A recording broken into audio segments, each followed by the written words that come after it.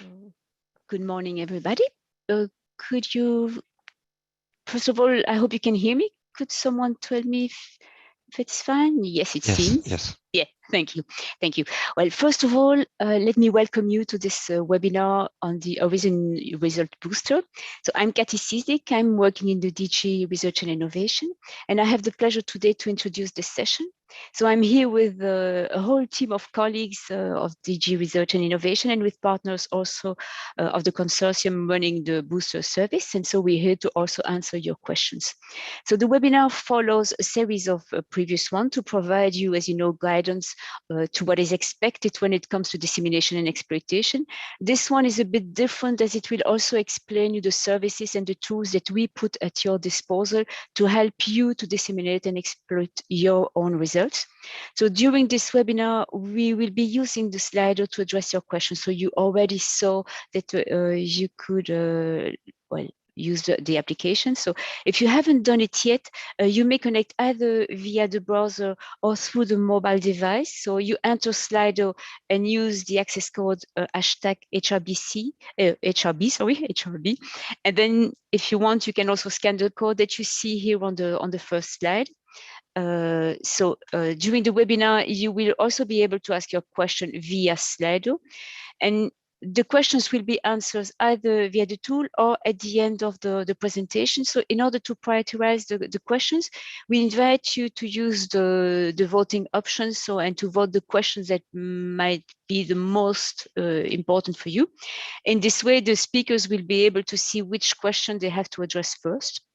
And as I mentioned, questions will be also directly answered in Slido, and you will find them also on the FAQ on the funding and funding portal. In case you would have still questions after the webinar, we invite you to consult the website of the boosters or to reach out to us. And then you will also receive a copy of the slides and the links of the presentation. So then let's move on to the presentation as such. And so the next slide. So, sorry, I have an issue. Yes, okay. So today, as I mentioned, we will guide you through the different services of the Horizon Result Booster and what will they bring to you. So the booster, in a nutshell, is a service offered by the European Commission to you beneficiaries to boost your own impact. So depending on the maturity of the project as such, the boosters can help you in different ways, either to better disseminate and valorize the results of your own projects, to also increase your exploitation potential, and to improve your access to the market if this is one of your wishes. And finally, it will also help you to implement your dissemination and exploitation strategy as such. Looking at the Commission aspect and the research and innovation program, the booster will also have an important impact to ensure an effective transfer of the research and innovation project result, either to policymaking, to industry, to society, and as a whole to maximize the impact of our program. So what is the service as such? So the Horizon Result Booster offers you 3 different services, depending, as I mentioned, on your needs and the type of projects that you have. The first big part of the service, it's a service that can help you to find other similar or complementary research and development project results to work together to support, for example, further development of dissemination and exploitation strategy, or to develop further projects. For example, this could be projects in more early stages or less mature project. For projects with more mature results, you can also get support to draft, for example, your business plan, or to draft or to create your exploitation approach to go to the market. What is really important for you to keep in mind is these services are really tailored, made according to your needs, and they are really free of charge. So it's interesting for you to jump in. And then the next slide, please.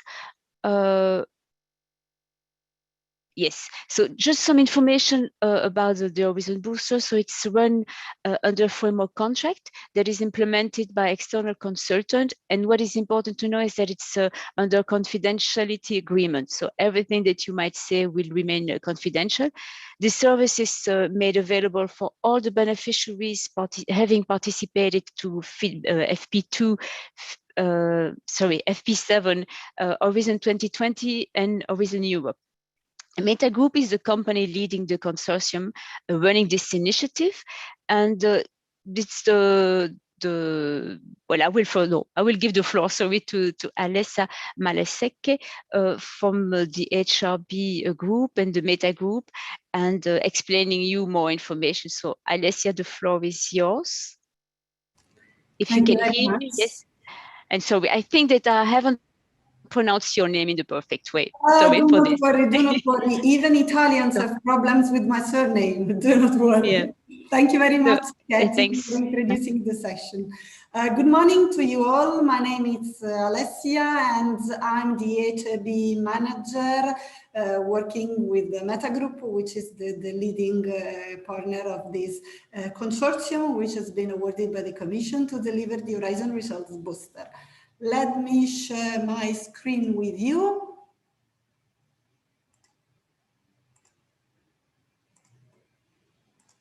Here we are. So my role here is to give you the first concrete information on how the Horizon Results Booster work and how you can take benefit of the Horizon Results Booster. So as Kerry has introduced, this is a European Commission initiative, fully free of charge for eligible projects. And aim in this case is to maximize the impact for projects funded on the FP7, H2020, and of course, Horizon Europe. So if you feel you may need some guidance, support, or help to how best disseminate and exploit your research results, this is the program for you. Yes, general eligibility. All the EU-funded projects are eligible, but additionally to what Katie introduced, is not that just directly funded by FP7, H2020 and Horizon Europe projects are eligible, but as well indirectly funded projects. This means initiatives like, the ones funded by the knowledge intensive communities or the Article 185 initiatives and so on and so forth. Three main services are provided. Service 1, portfolio dissemination and exploitation strategy to develop a portfolio of results and design an effective dissemination and exploitation strategy. Service 2, business plan development, and Service 3, go-to-market. But during this session, we will go through each one of those in details. My role here is to introduce you, the eligibility criteria. How it works. In the slide, you can see that you have two different boxes. On the left side, you have a red box. On the right side, the green box. In the red box, you have the dissemination related services. In the green box, the exploitation and go-to-market services. Service 1, portfolio dissemination and exploitation strategy, is actually divided in 3 modules. In the red box, module A, identification and creation of the portfolio of research and innovation project results, and module B, portfolio dissemination plan, design and execution. In the case of dissemination services, eligibility is connected to, of course, being a European project funded on the FP7, H2020 and Horizon Europe. You can be an individual project to apply for the services, but services are delivered to project groups. And colleagues, which will explain more in details the services later, will explain you how this will work. On the right side, green box, we have the exploitation services. So service 1, portfolio dissemination and exploitation, module C, assisting projects to improve their existing exploitation strategy. Eligibility here, application is open to single projects and the focus will be on 3 key exploitable results. Then there is service 2, business plan development. Application, again, open only to individual projects. The focus is only on 1 key exploitable result. And then service 3, go-to-market support. 6 different support typologies are available here, and we will discuss this later on more in detail. For you to know, dissemination services and exploitation services can run in parallel and have different experts team delivering them.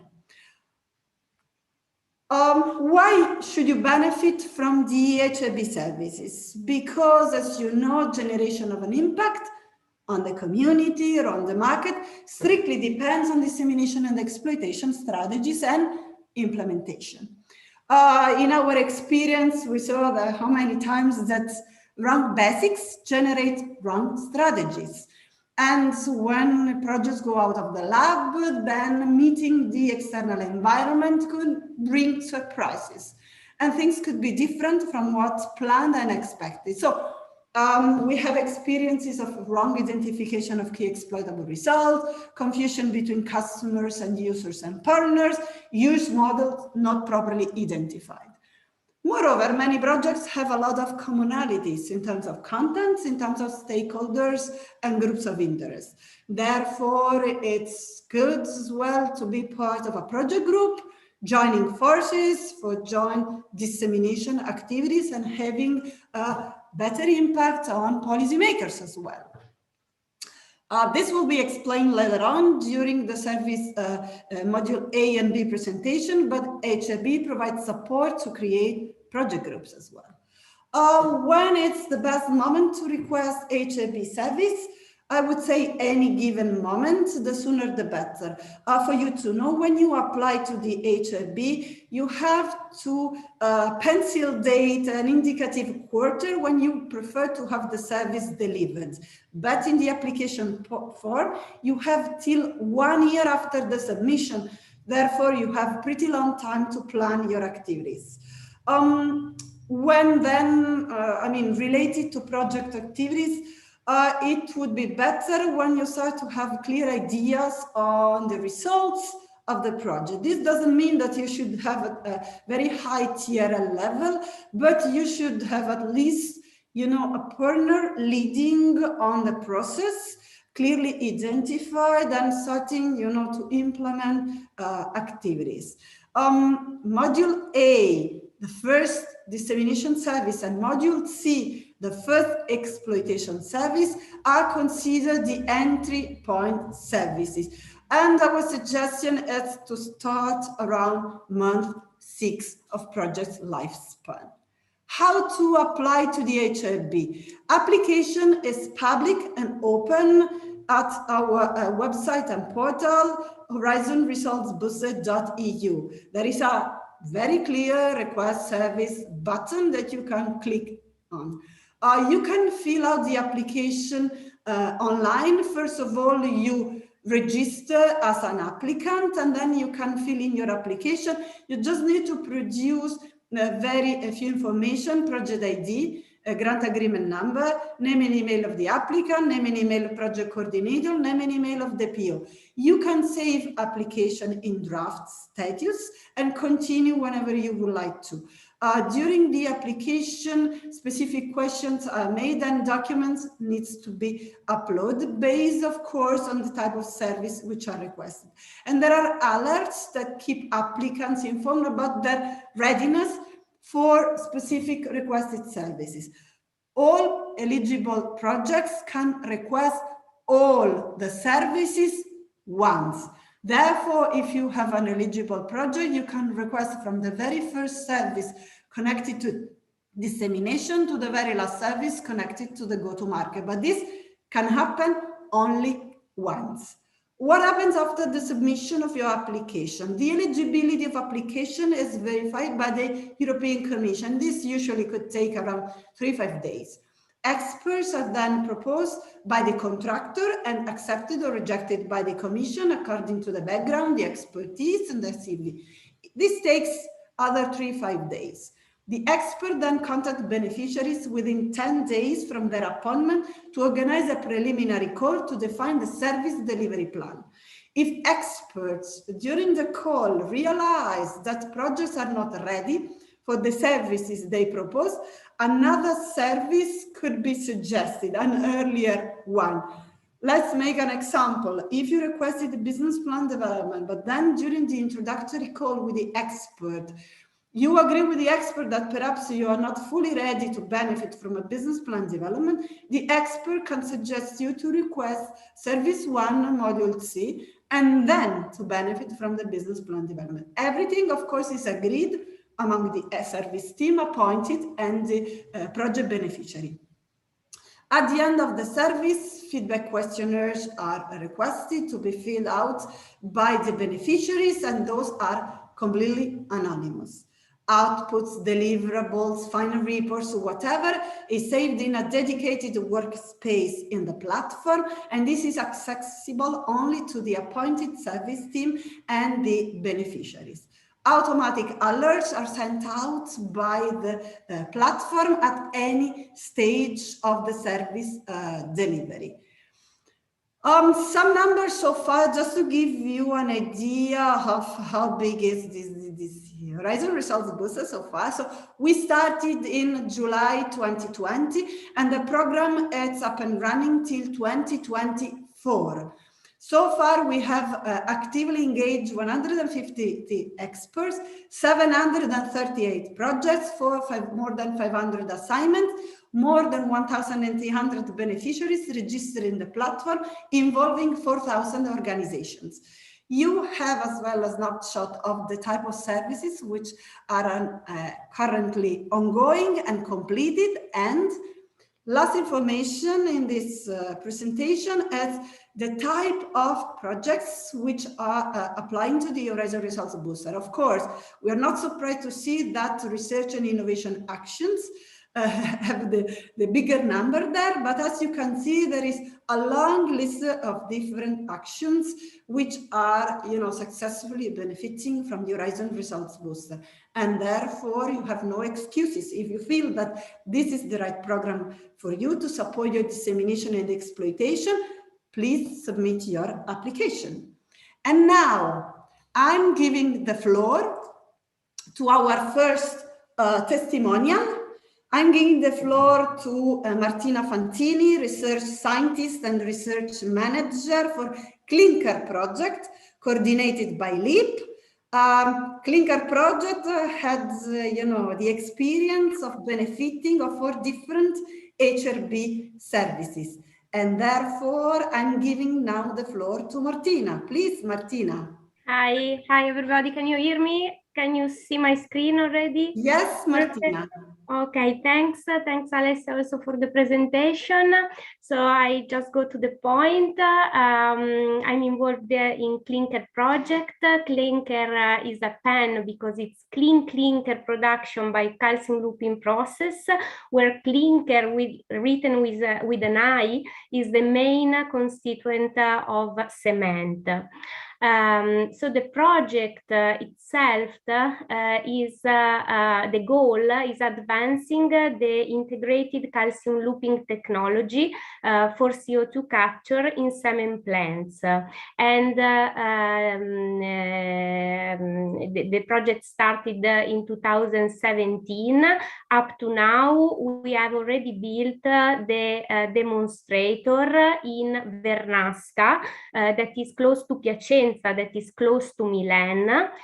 So we have built this demonstrator in the Buzzi Unicem cement plant, that is one of the partners of the Clinker project. You can see the cement plant on the right and the position of the cement plant on the left.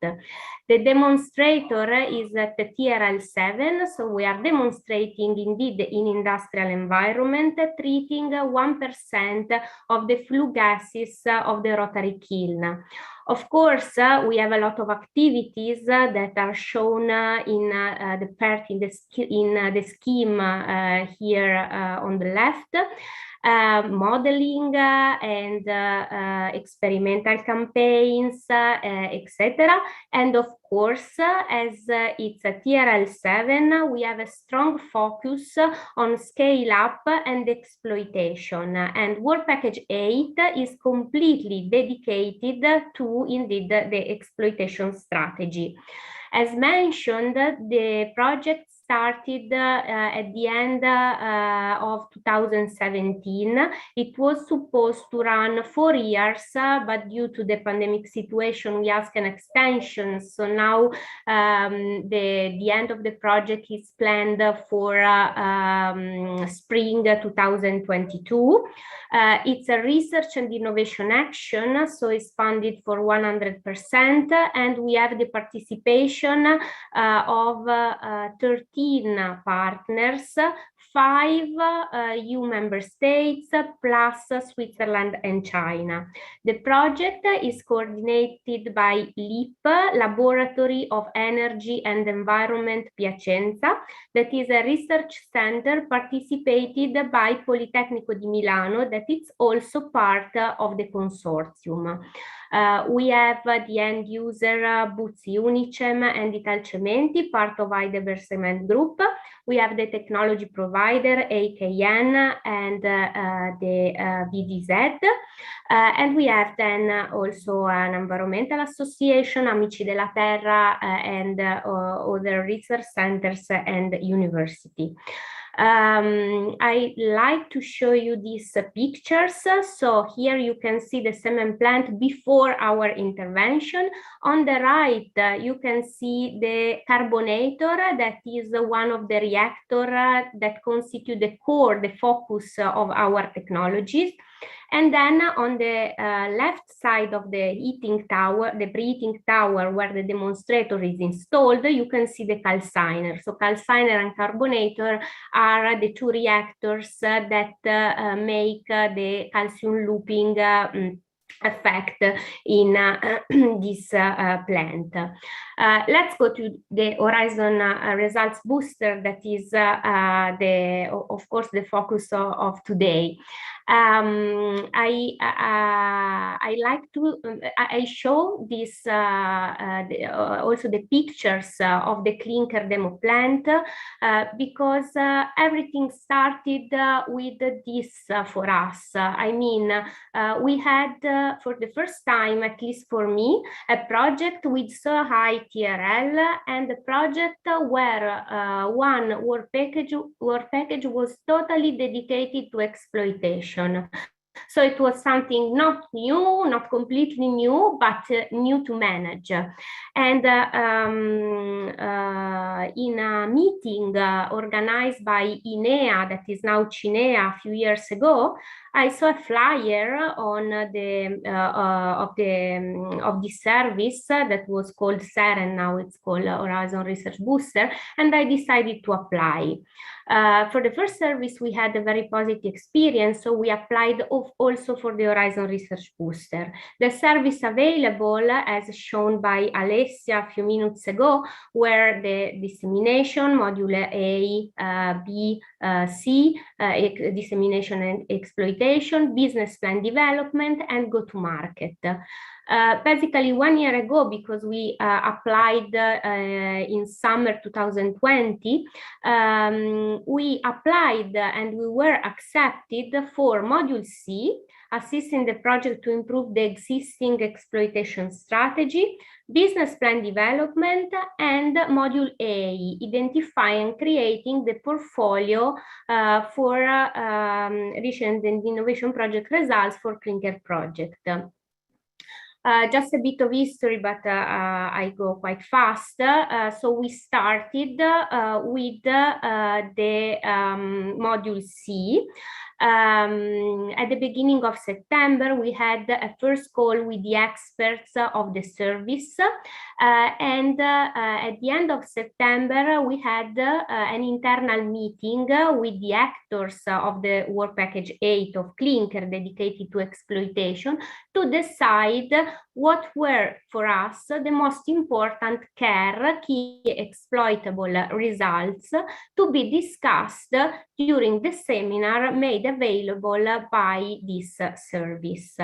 In particular, we had identified two care, how to implement clinker technology in retrofitted cement plants, and what that was for us a care, but then the experts outlined that it was not, how to explain the clinker process to potential customers, because I talk about two reactors, carbonator and calciner. Calcium looping, it's a very complicated technology to explain. It's not so easy to explain, also for the people who are committed and work in cement plant. So this is also our topic, to try to explain correctly the technology. Anyhow, between October and December 2020, we had an exploitation strategy seminar where the expert introduced some topics, also a sentence that it's quite simple, but that now, at least for me, is cast in stone, because amazing project results do not mean amazing impact. And this is the first thought to develop then our discussion to make these projects successful. And the other point that highlighted by the expert is also that after 5 years from the end of the project, the European Commission can use the results obtained within the project. So it is important also to have a clear vision and consensus on the exploitation strategy and beyond the project end. So this made us thinking about an amendment of the consortium agreement. For me,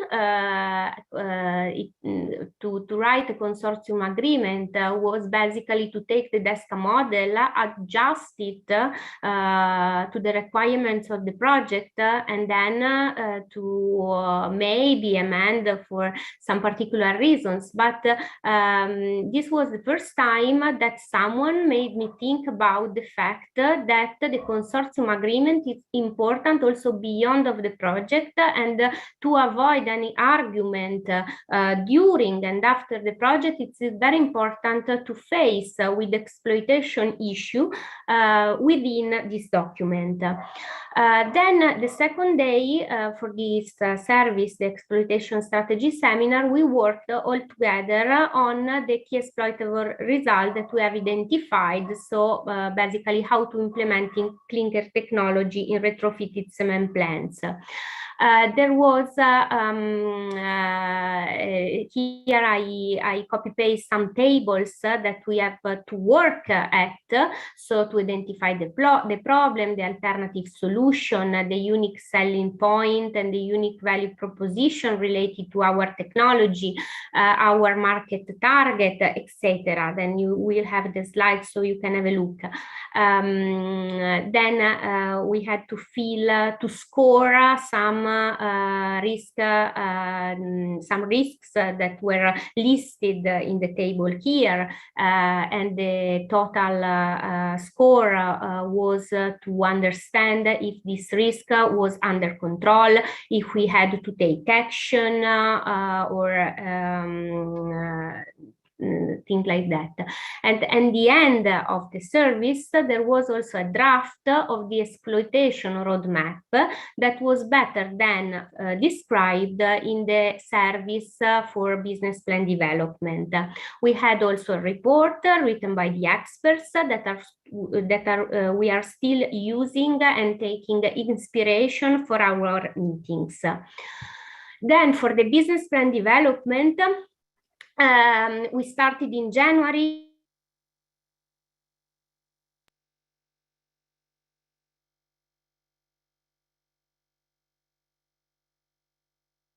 February a seminar for all the consortium explaining how the business plan works, and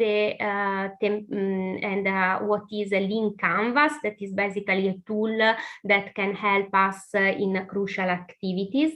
That there was an internal group that worked on the maturity map of our technology, the business plan structure. So again, working on these points that you can see in the table related to our project and technology.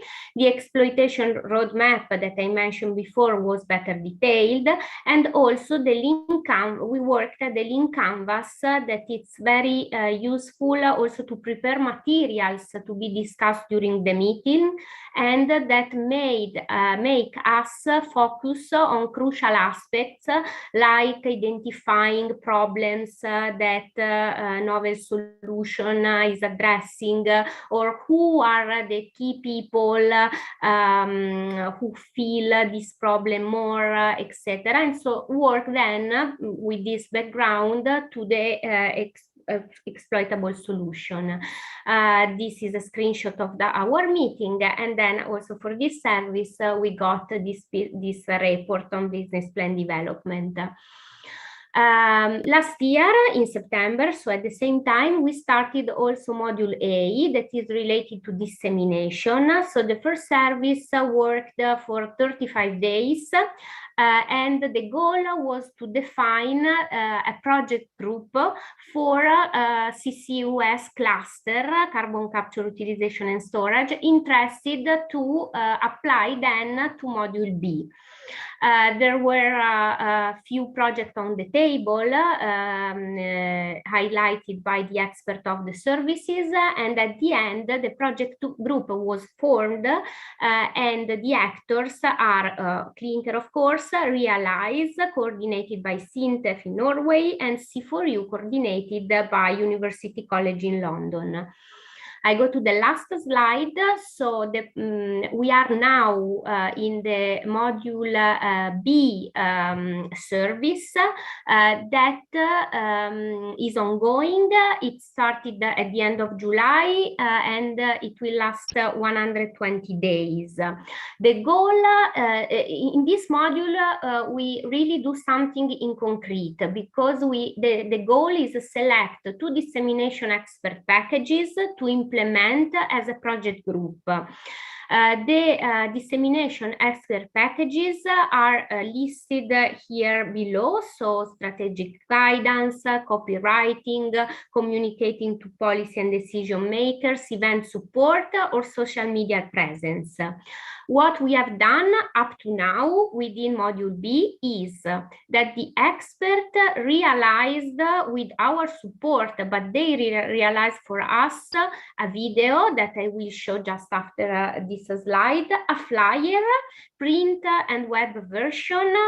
Here you can see, of course, the facilities of C4U and for Clinker. And we have selected the community, the 2 dissemination expert packages that are for us write a document, a policy brief document for policymakers, and to organize an event with the support of this service. So just also this afternoon, we have an internal meeting to update us on the status of this policy brief document. So then I will show the video if there is time. This Horizon Research Booster is for sure challenging because it's time consuming. We have the support of the expert, but we have to dedicate time to work with them in order to reach the goal.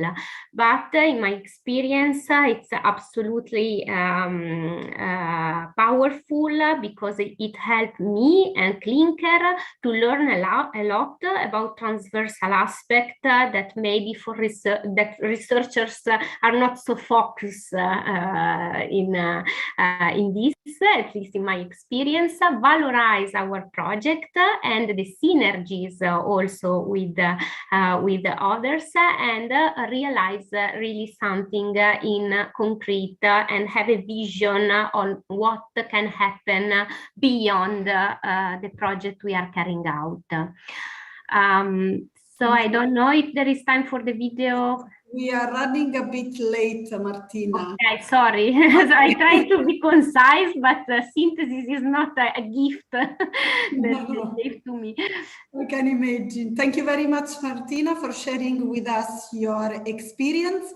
I'm now giving the floor to Nicholas Ferguson from Trust IT, partner of the HRB consortium dealing with the dissemination services. He is as well one of our senior experts, and he will explain you more in details about the dissemination services, and then his intervention will be followed as well with a testimonial, a project beneficiary.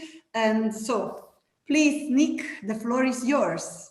Thank you very much, Alessia. Can you hear me okay? Yes, okay. Perfect. Jolly good. Thank you very much, and thank you for the introduction. And thank you as well for that excellent overview from Martina. We worked with Clean Care, and we still are working with Clean Care, and it's a very interesting group that we have there.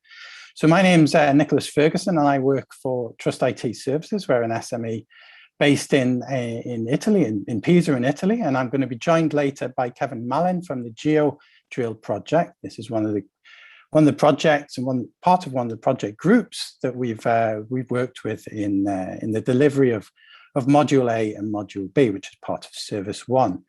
So you'll hear the word project group mentioned a lot, because these two services, or these two modules, are focused on collaboration for dissemination. So in a moment, I'll give you a very quick overview of the two modules. We'll discuss also, I'll mention some reasons why you would want to do dissemination jointly with other projects, and then we'll go deeper into the two modules, Module A and Module B, and then we'll be speaking to Kevin at the end to get his insight and his experience.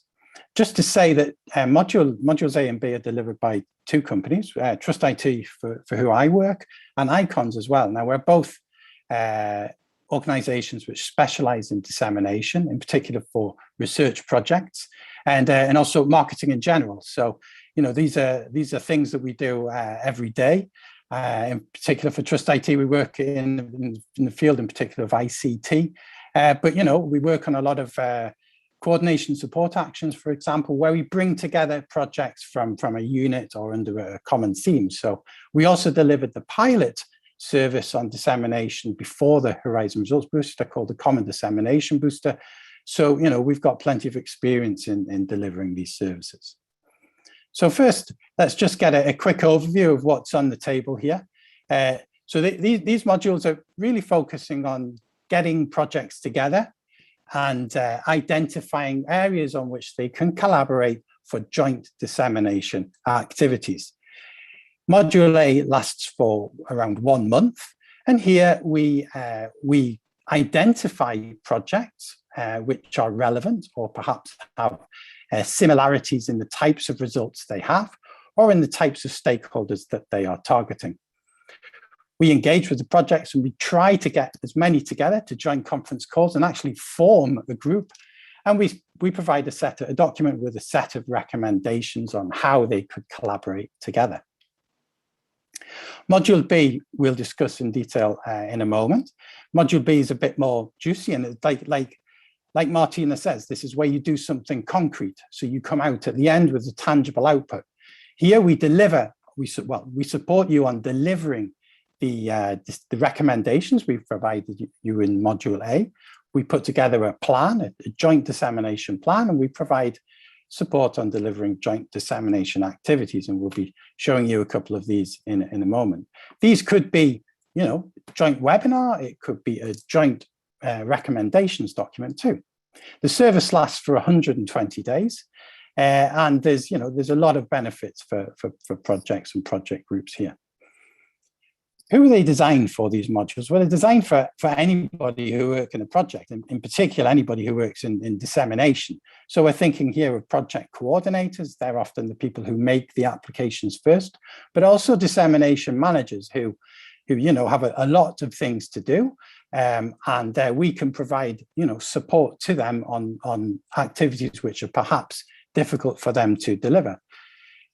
We also deal with a lot of researchers or people who work on these projects who are perhaps given the task of managing communications and disseminations, and perhaps feel a little bit ill-equipped to do so because it's not within their normal experience. And who's applied so far? Well, we've had, as Alessia said, we have many different projects. And these range from projects who contact us because they're looking for new synergies. They want help in forming a group. So we go and do that for them. We do the desktop research and we try to identify projects with commonalities. It could be projects who have already got some collaborations going on or have some agreements with other projects and they want support in actually doing something concrete. It could be projects from the same call. Maybe the project officer has recommended that you do something together, like a joint event or gather together recommendations, for example. And it could be even projects from the same institute. So we have an institute applying. They have 4 or 5 projects working in the same field, so we support them. And then also established clusters, established groups of projects. These range in size. And again, they have our support in delivering something concrete, which perhaps they're not covering at the moment. So let's just take a step back. Dissemination is, of course, around results. So it's promoting and getting out information about the results to the target stakeholders that the project is focusing on. So this could be anyone. It could be an industry, as we heard just now. It could be research, it could be policymakers, it could be SMEs, it could be other researchers. The other thing to note is that this is a requirement for projects, and results vary. They could be industrial services, they could be recommendations, they could be software, they could be a wide range of things. So we're not only looking at practical solutions, we're also looking at recommendations as well. Of course, clustering and collaboration is a key aspect for the European Commission, and the HRB supports this. It forms groups, and we hope the reuse of results, which is a key feature of Commission policy. We foster sharing of knowledge between projects, more than perhaps is possible at the moment with the current pandemic and the difficulty in having physical events. So we provide an avenue for the sharing of information about results that you wouldn't probably find on a project website. We can also support you to activate dissemination channels which are perhaps underused, and also to leverage each other's networks and reaches so that you can create greater impact together and have a stronger voice. And we've got a couple of examples of how project groups have done this. As Martina said, having amazing results doesn't necessarily mean or translate into having amazing impact. So hopefully with the HRB, we provide support to do this. So if we look at Module A, just very quickly, we'll go over some details here. So here we identify a group of projects. This whole module is about forming a group, sharing information about the results of the group, and sharing information about the projects themselves. We try to identify a group of projects with commonalities and similarities between them, and we put together we gather information from the projects with a questionnaire, and we put together a document in which we list the various results, we identify the target stakeholders of each of the projects, and basically the commonalities, the challenges they're addressing and how they're doing it, and the challenges they have in dissemination as well. So at the end of the module, you receive a recommendations document, which is basically detailed information about each project, which we gather via a questionnaire and also desktop research. And we provide a set of recommendations on how we think that you could collaborate together in the future. Of course, engagement with the main applicant in the project is important. We want to speak to you. There's no point in us recommending something you have no interest in doing. So we try to obviously gauge as much as we can from the projects involved. The effort from your side is relatively small. It's a case of speaking to us on a conference call and responding to a questionnaire. The bulk of the work is done by us here. So this is a nice introduction to establish ways in which a project group could collaborate together for the mutual benefit of all projects. As I say, this lasts for around 35 calendar days, and our intention is really to get you to apply for Module B, which we'll look at now.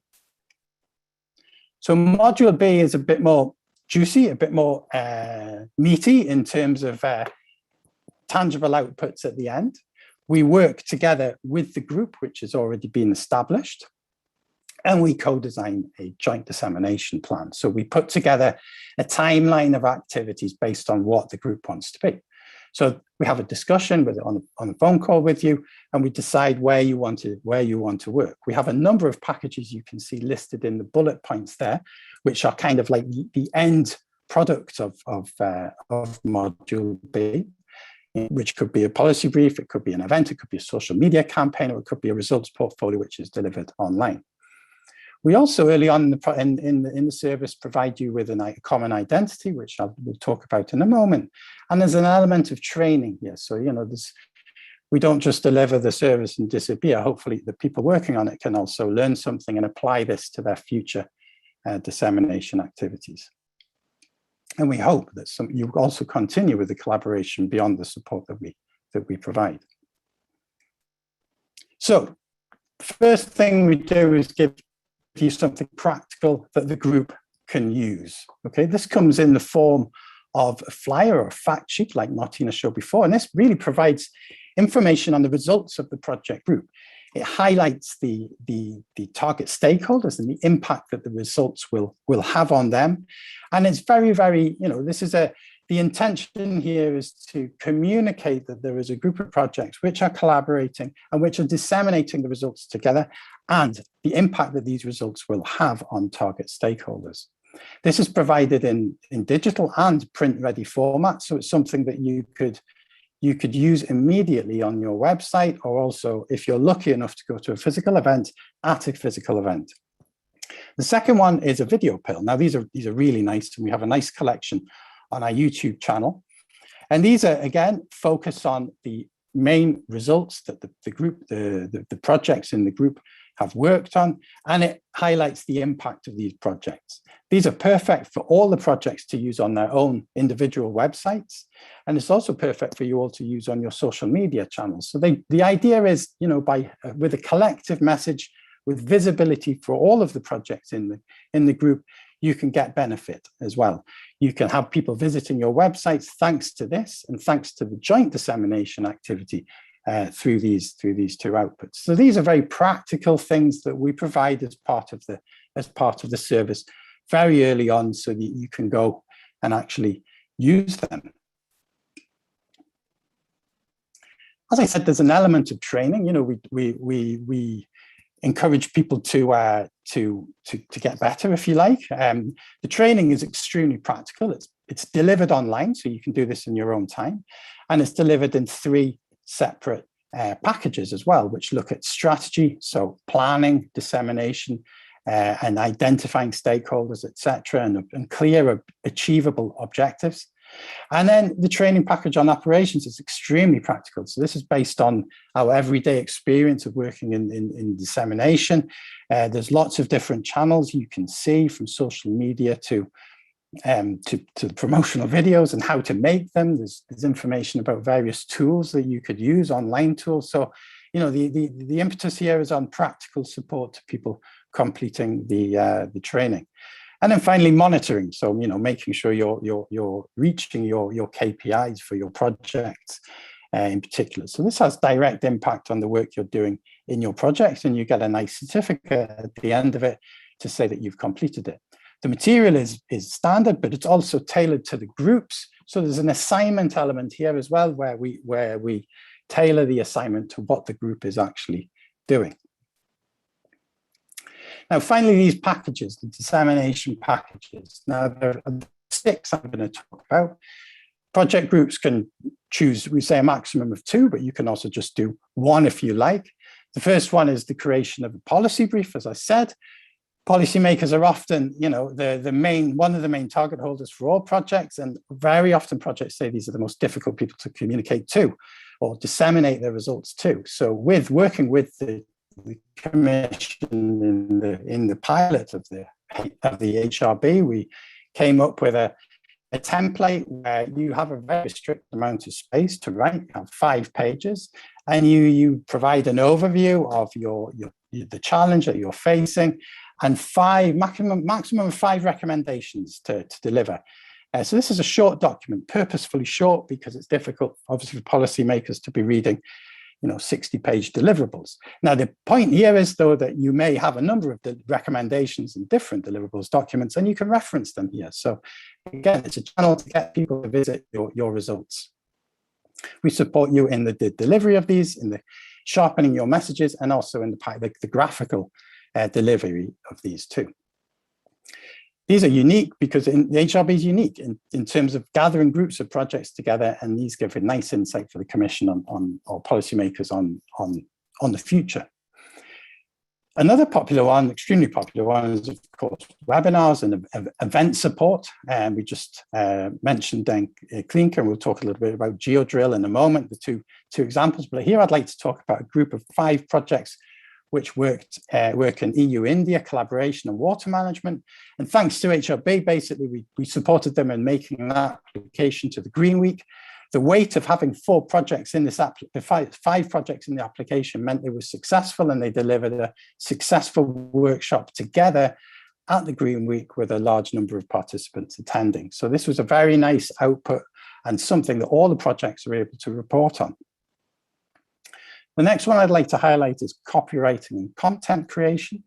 So this could range from, for example, based on the portfolio that you've created, we've identified for you. This could be a landing page, for example, which is managed by hosted by one of the projects or individually. And this provides, a place where, if you're targeting, for example, businesses, you could have a very business-oriented or service-oriented overview of the various results that your project group have. Another idea, and the option which I've got on the right here, the example, sorry, I have on the right, is a booklet, again, where you gather together the main outputs of your project. And this was in the area of urban mobility in neighborhoods. So it's a very nice little booklet. We were able to work with the project in delivering.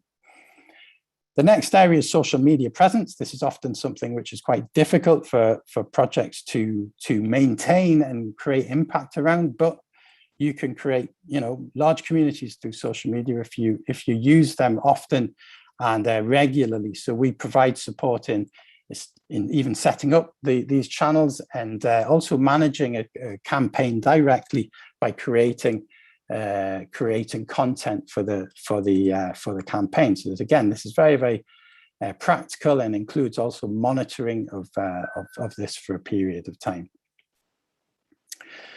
Finally, something we see is also quite popular is actually, organizing a group, having a flow of information between the project groups. It's quite difficult to form a group. Often nobody really wants to manage it.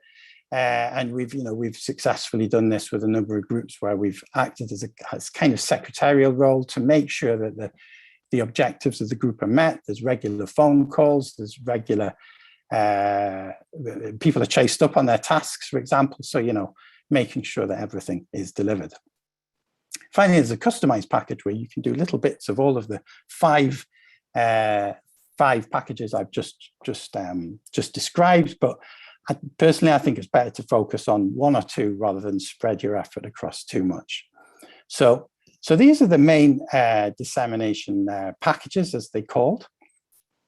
The slides will be shared later, but here are some of the testimonials we received. The general message here is that, the activities that the project groups have delivered wouldn't probably have been delivered if it wasn't for this service that the Commission is providing. So that's the main takeaway. All of the projects involved can report on it in their reporting, And personally, I think when you go to a project review and you report on the fact that you've made a collaboration with 5 other projects and you've delivered a recommendations document and a joint webinar, then the only response from your reviewers can be positive, because, you know, collaboration and not working alone is really what is expected from many projects.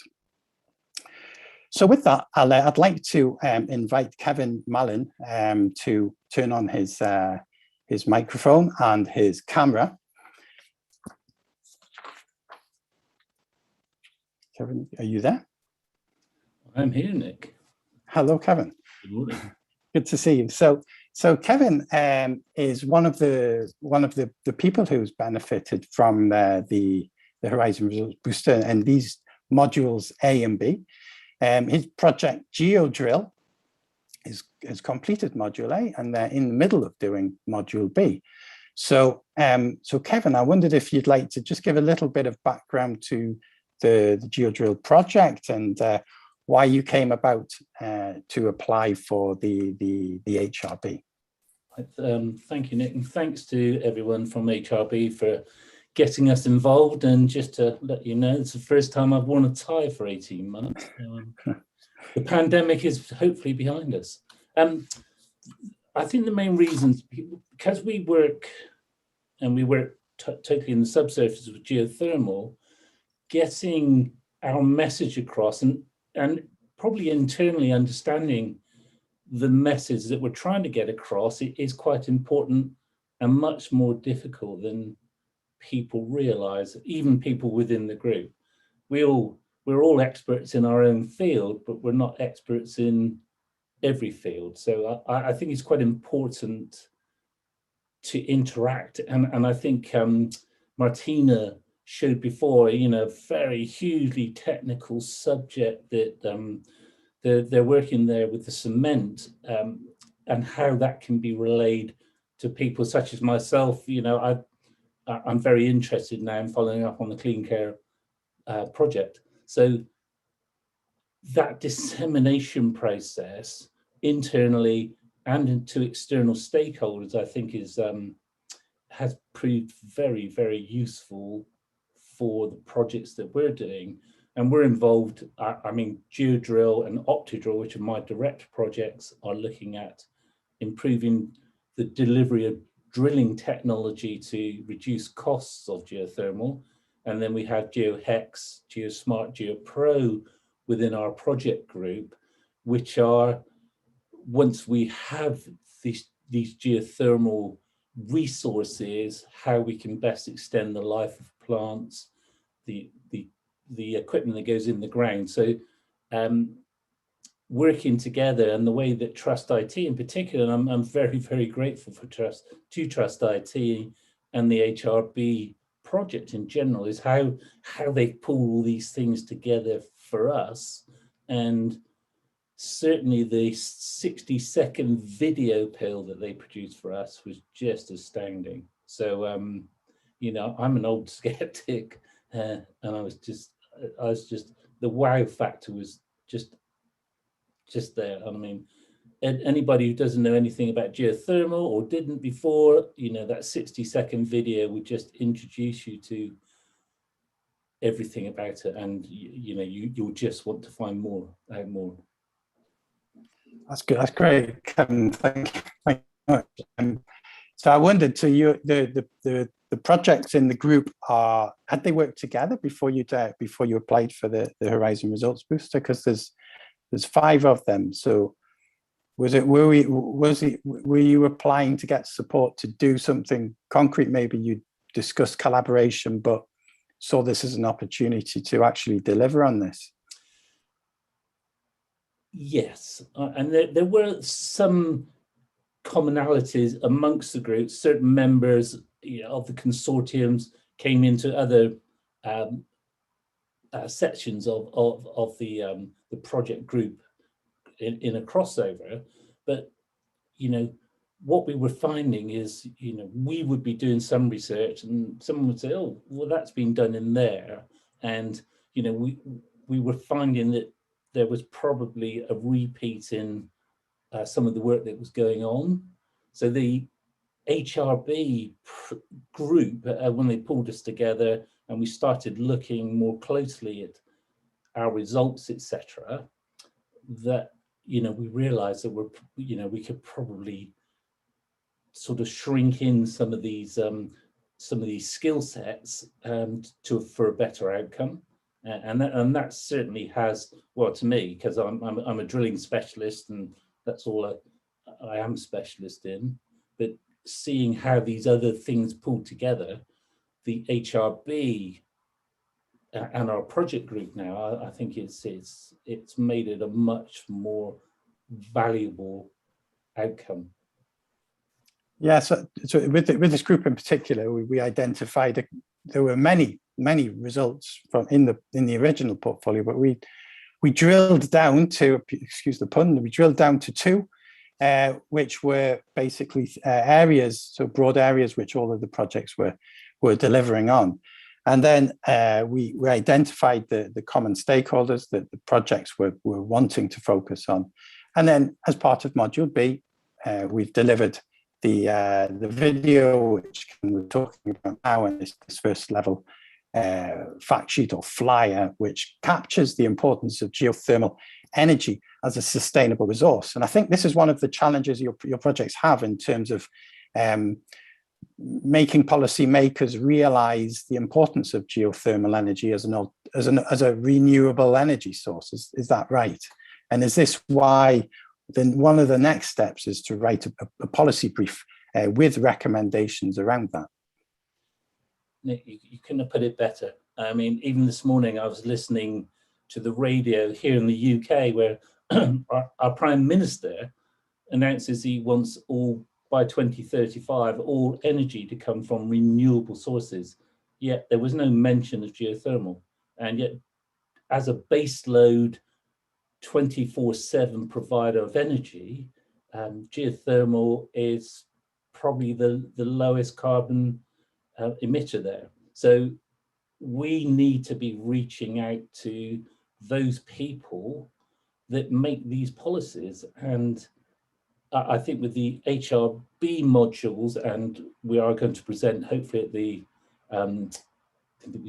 European Geothermal Energy Conference next year, we want to be pitching at those people who, you know, make energy policy. And the one thing that's very interesting about geothermal is it has two forms of energy that can both be used depending on the resource. We can either provide just heat, or we can combine power and heat. And when you look at 60% of energy usage is probably for heating and cooling, and the electricity demand is much more now for technology, electric vehicles, which is going to take a huge demand for electricity production. We need to be thinking about how we deliver energy, and we need to make people understand that they're sitting on a huge energy resource, i.e. geothermal, and we need to make those who make policy. And we all know governments change, you know, in the UK, we vote every 4 years, elsewhere it's a similar routine. So getting these policies that sometimes take 6 to 10 years to take from concept through to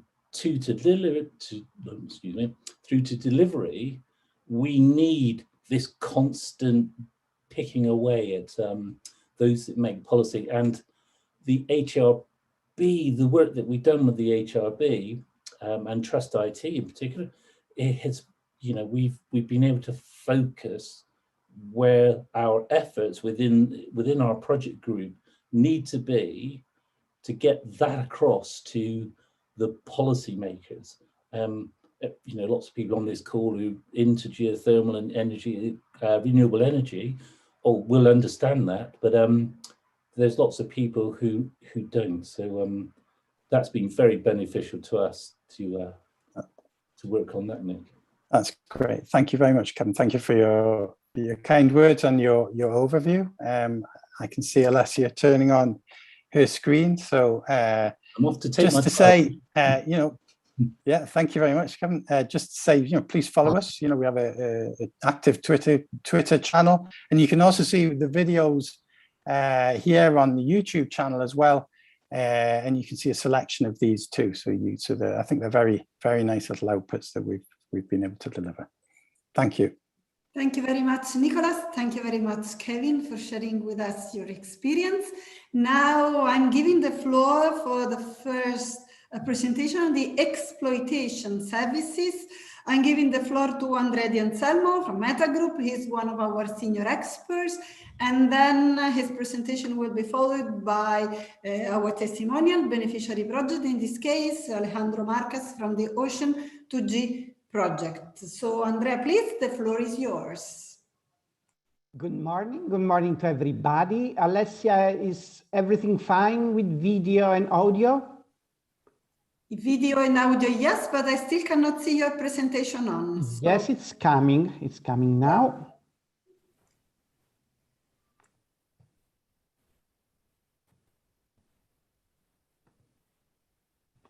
Is the presentation there? Not really. I should.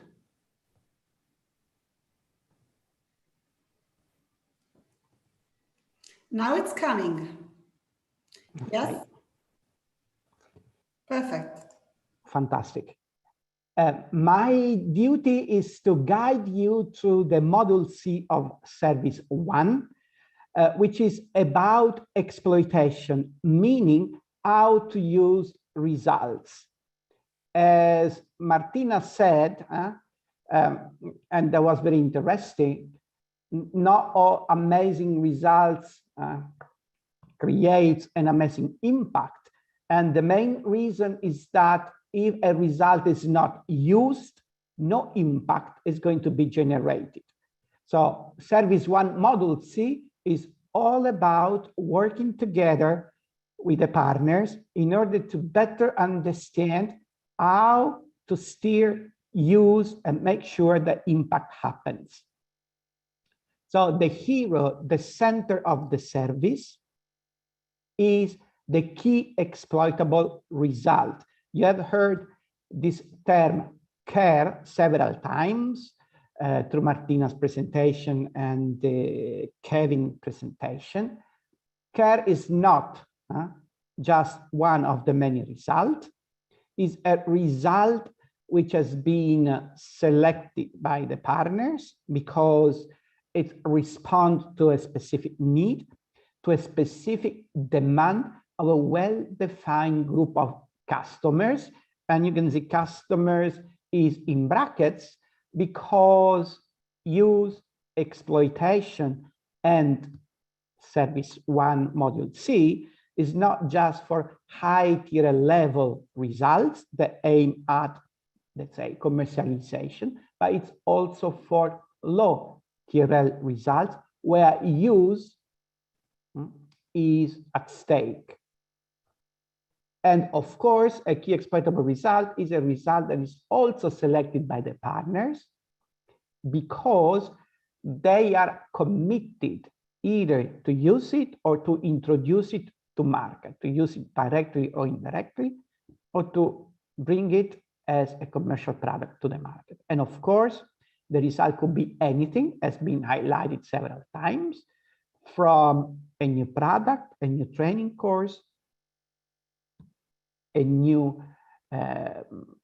policy input, but even as the input for some new research. So what we need to know in order to make the most out of Service 1 Module C. Service 1 Module C is all built around a seminar, the Exploitation Strategy Seminar, which is an important event, an important opportunity for the partnership to discuss about exploitation. Our experience, my experience, myself, I delivered through the last years more than 100 of similar services. This is the only opportunity for project partners to sit together and discuss about exploitation and use for their key exploitable results. So it's a core, brings a lot of added value to the partnership, to the project. The actual seminar keeps the partners busy, I would say, for 1 day. And of course, it can be split into days. We will see this later on. Everybody is more than welcome to participate. But of course, the care owners, the coordinator, and the exploitation team are warmly, let's say, suggested to be there. In terms of timing, as it was said before, this is the entry point to start discussing about use and also to pave the way to dissemination. So it's, let's say, better to be organized before the midterm of a project life. As it was said before, the sooner the better. And as soon as there is a clear idea on the key exploitable results. And it has a focus at maximum on 3 key exploitable results. So part of the preparation is also related to the prioritization and selection of the key exploitable results. Of course, it's also an opportunity to learn about a process, a methodology, a way to look at results and use that can be applied to all the other results of the project. So the fact that together with the expert, we will all work on just maximum 3 key exploitable results is not limiting, but it's, let's say, a good way to learn by doing and get a methodology and be prepared for the rest. The outcome, the result is a report prepared by the expert containing the result of the discussion, making it available for everybody, and providing also recommendation on next steps. Again, this is better to be organized during the midterm of the project life. And one of the key responsibilities of the expert is also to guide the partnership, guide the project through the next half of the project life, providing recommendation on how to better address exploitation.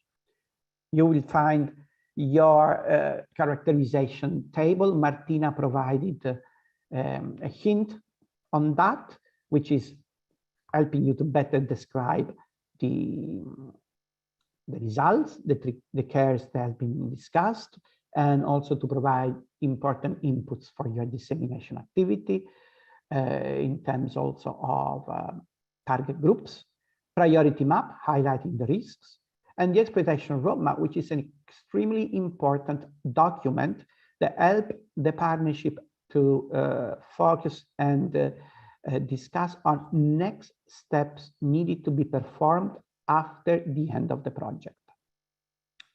The approach for the seminar is, of course, not on the scientific dimension. The assumption is that you are excellent scientists. You are the leading edge in technology. So this is not anything to be discussed, but it's on what needs to be organized and put in practice in order to make sure that the result is used with a problem-oriented, we say, demand-driven approach, starting from the challenge you are addressing with your solution, with your result. And of course, the main challenge is also how to increase the TRL after the end of the project, knowing that this is the most important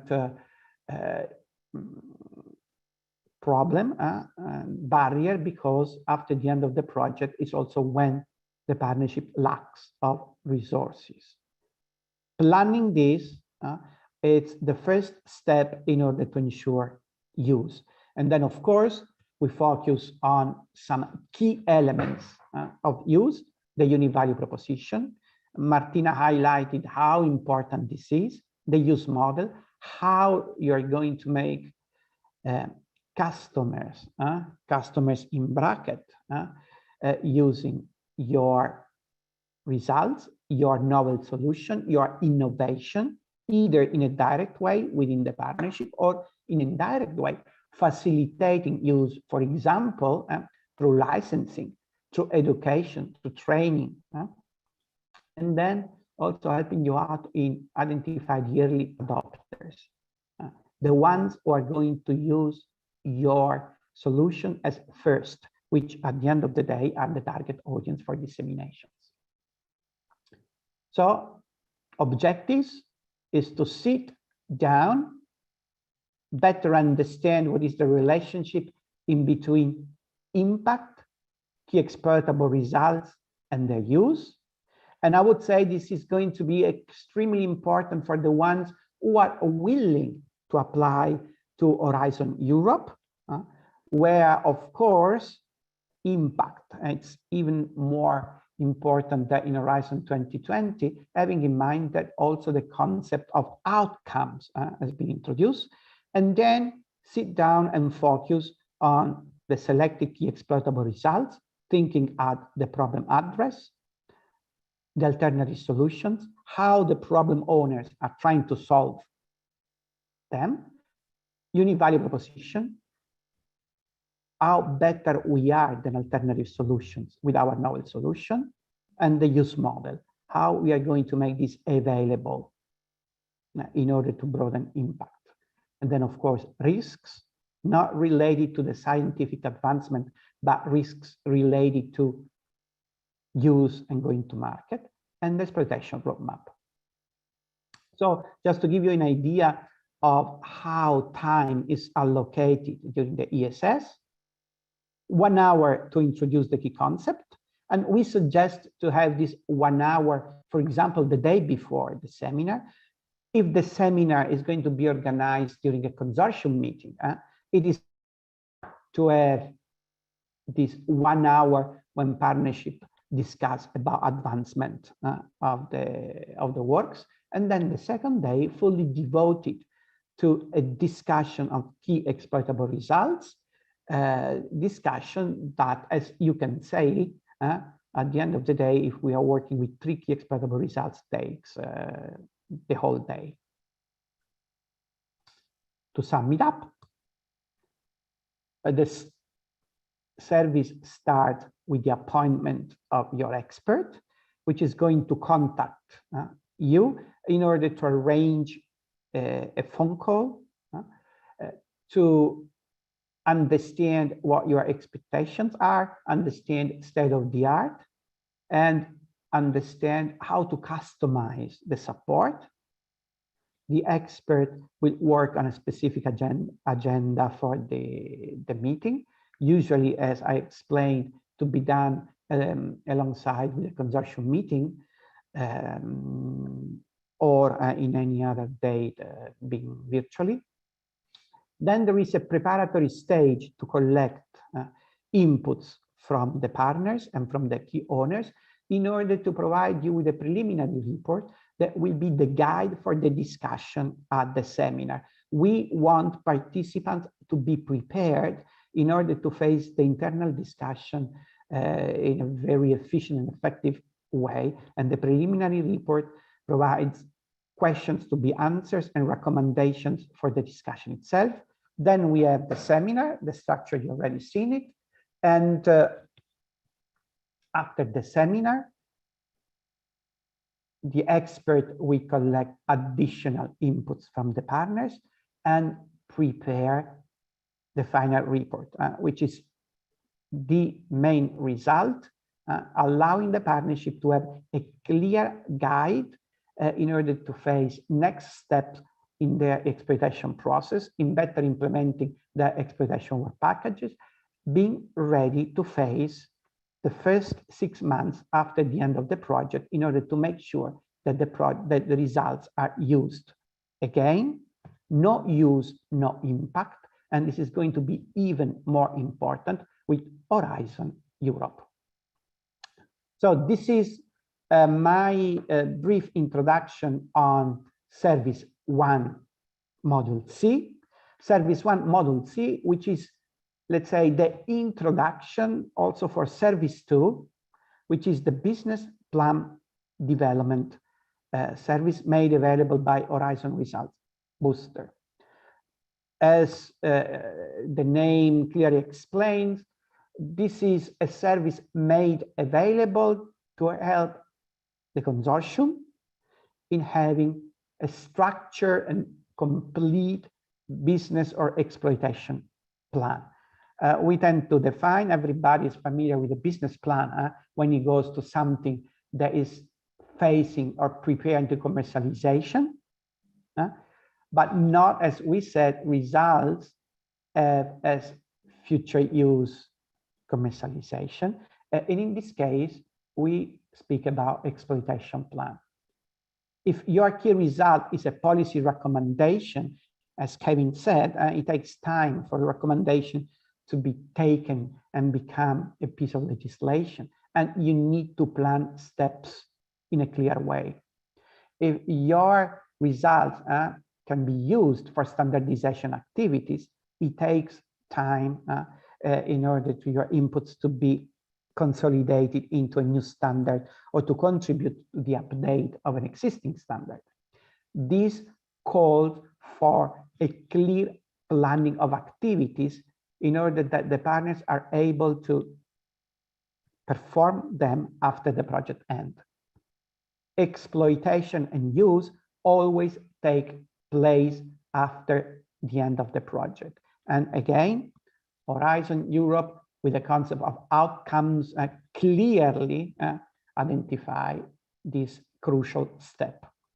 The support is customized according to the maturity of the result is selected, one result, and of course, the business plan development service is for a single project. It's not a service targeting project groups. So if there is already a business plan available, then the expert will work with the consortium to review the current business plan and prepare the implementation roadmap, paving the way to the next steps. And of course, we provide recommendations for the finalization of the business plan. If, and this can happen, a draft is not available, then the expert will support the consortium and the partnership in identifying how to structure the business plan, what is the information to be collected and validated. We'll guide them in the discussion of the use model or the business model, and of course, provide recommendations for the finalization of the business or the exploitation plan during the project life. What we need to keep in mind for a single project, for a single key exploitable result, and the Service 1 Module C can help in selecting which is the key exploitable result to focus on with the business plan development service. Better if organized after the midterm of a project life, when the partnership starts to enter into the discussion of the preparation of the business or exploitation plan. The overall delivery takes for a couple of months. And of course, everybody is invited, even if, I mean, the most important people to be part of the partnership of the seminar is the care owner, the coordinator, and of course, the exploitation team. Final report, also in this case, is the result. It's the added value because it provides you with inputs for your plan, which are the result of the discussion, the characterization table, the link canvas, the value proposition canvas, the exploitation roadmap, and of course, the recommendations. Just to give you a glimpse on how the service is structured, how the expert will spend the 2 months with you. There is a first step, which is related to the preparation. And here where the maturity assessment comes in, the customization of the service delivery comes in, and the, let's say, sharing of tools and guidelines is obtained so that all participants are able to contribute in the most efficient way. Central core part is the delivery based on a webinar on Link Canvas, which is one of the key tools used for this service. And Martin already explained how important this was for them. And I can say this is usually the most appreciated tool from the projects benefiting from the service. And then there is going to be a business plan development workshop, which is a whole day devoted to the discussion of the business planning process, the review of the Link Canvas, discussing on revenue streams and costs, which is in most of the cases, the most important barrier for the projects to identify and discuss what is going to happen next. The unique value proposition, which is a key part of the dissemination messages and also of the pitch, and of course, using the unique value proposition canvas.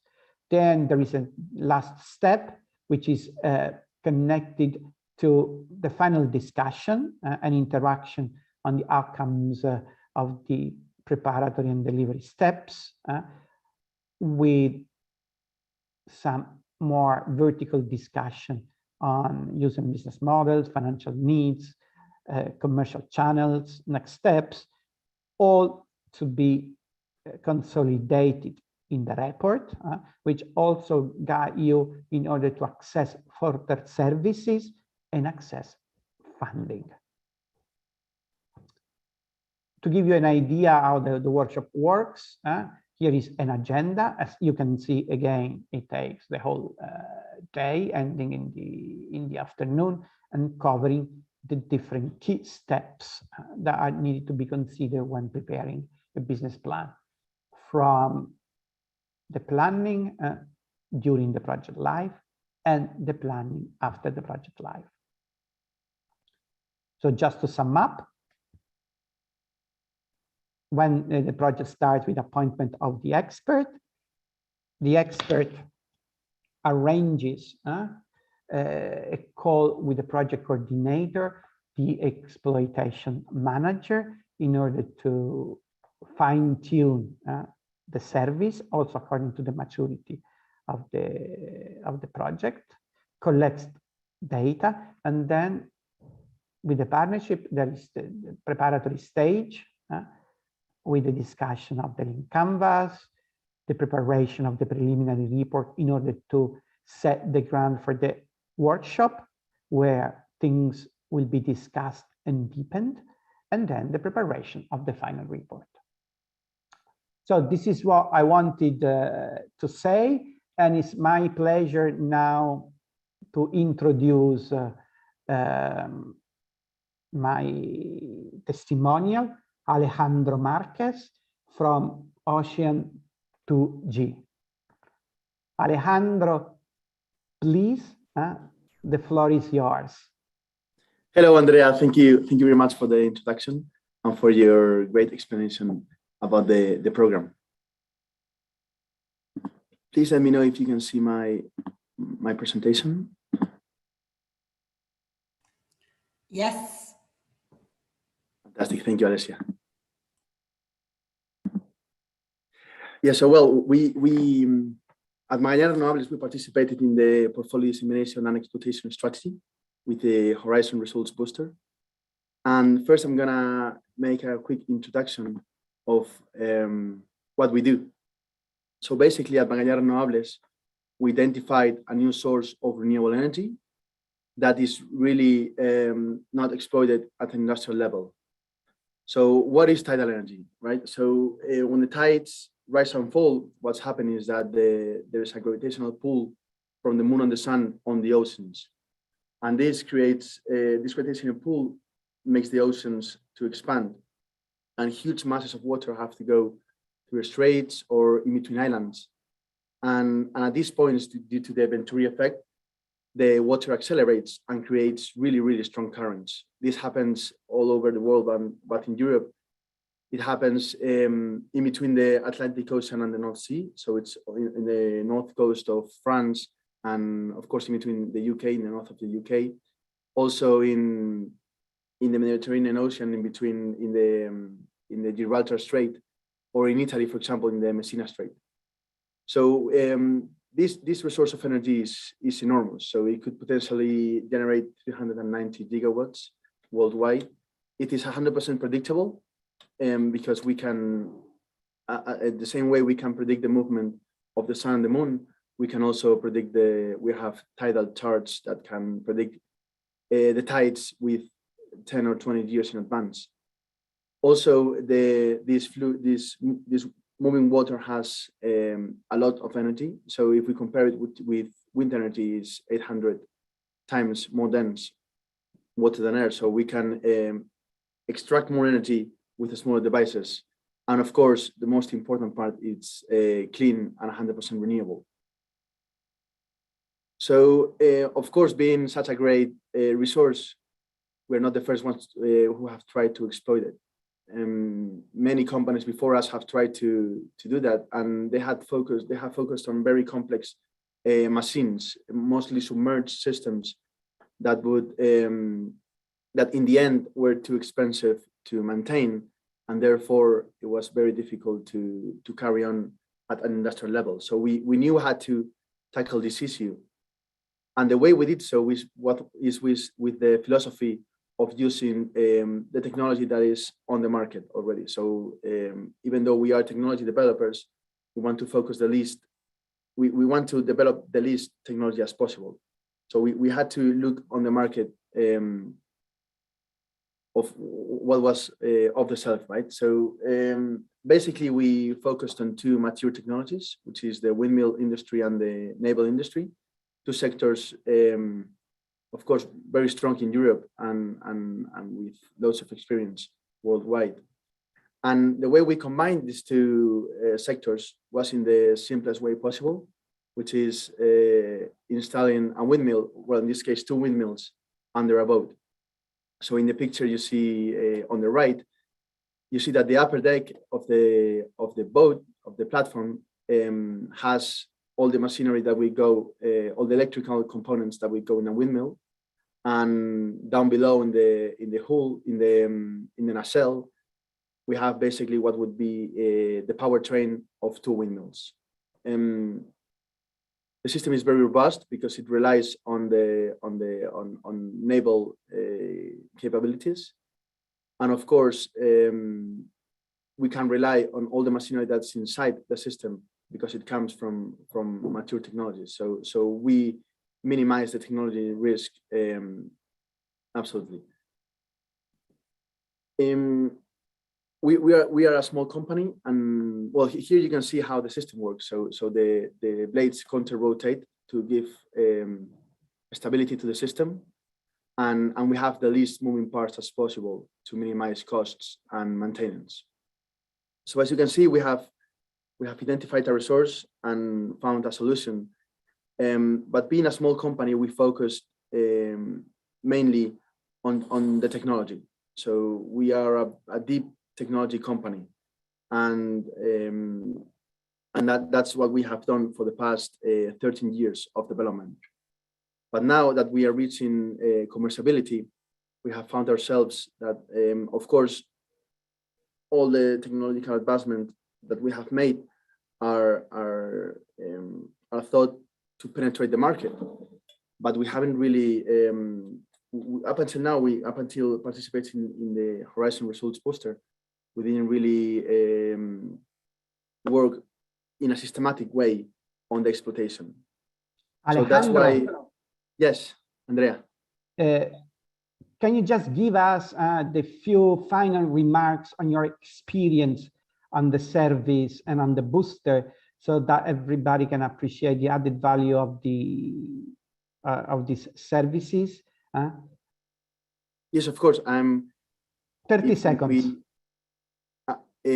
I'm getting there in the next slide. So if I just go to the next slide, of course I can. Well, but I can of course explain before. Our experience was great. So as I said, we did need we needed a systematic approach to the commercialization and to exploitation of our technology, and yes, following the Horizon Results poster, we began with a seminar, as you explained, Andrea. Here we got to know our coach, who was Gustavo. He's fantastic, and he really understood our needs and the situation in which we found ourselves. And we began working.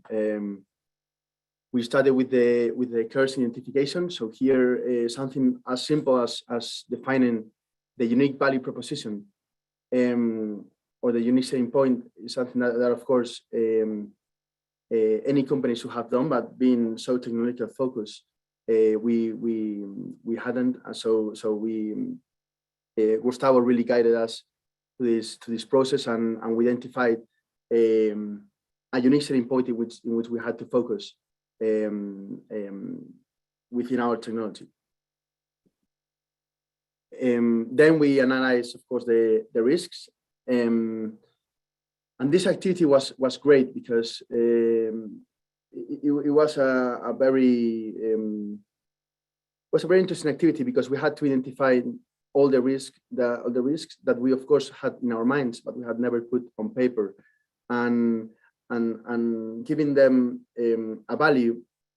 The platform generated this chart which explained which risk we had, and of course we, as you can see in the chart, we found that we have no extreme risks. So none of our dots are on the warning or action chart, but many of them, and most of them, are on the control chart. So we have to, and we have had since then, kept an eye on these risks, especially concerning the partnership and the legal risk, and of course the financial risks.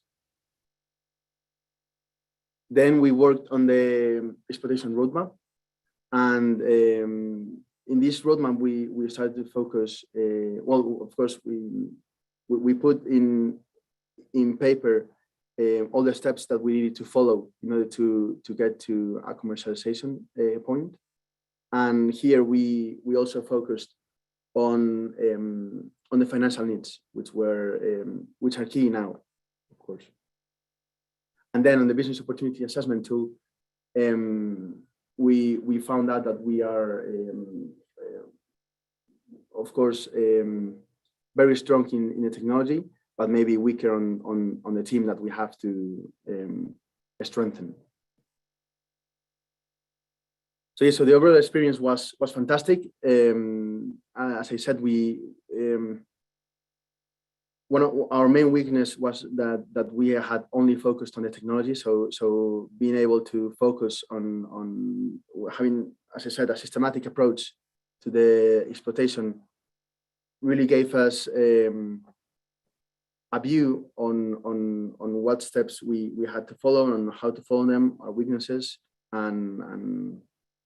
and well, it was such a great experience that we then participated in the business plan development, which we also found very, very interesting. That we just finished. We just finished this summer, and we are now in a process where we're engaging with investors, and we are seeing that everything that we have worked on for the past months with Gustavo is really related to what investors want to know right now about us. So it was overall a great experience. And thank you very much. Thank you very much, Alejandro, for sharing with us your experience. And now, I will give the floor to myself, because I need to introduce the next set of services, which is the go-to-market services. So I'm going to share my screen.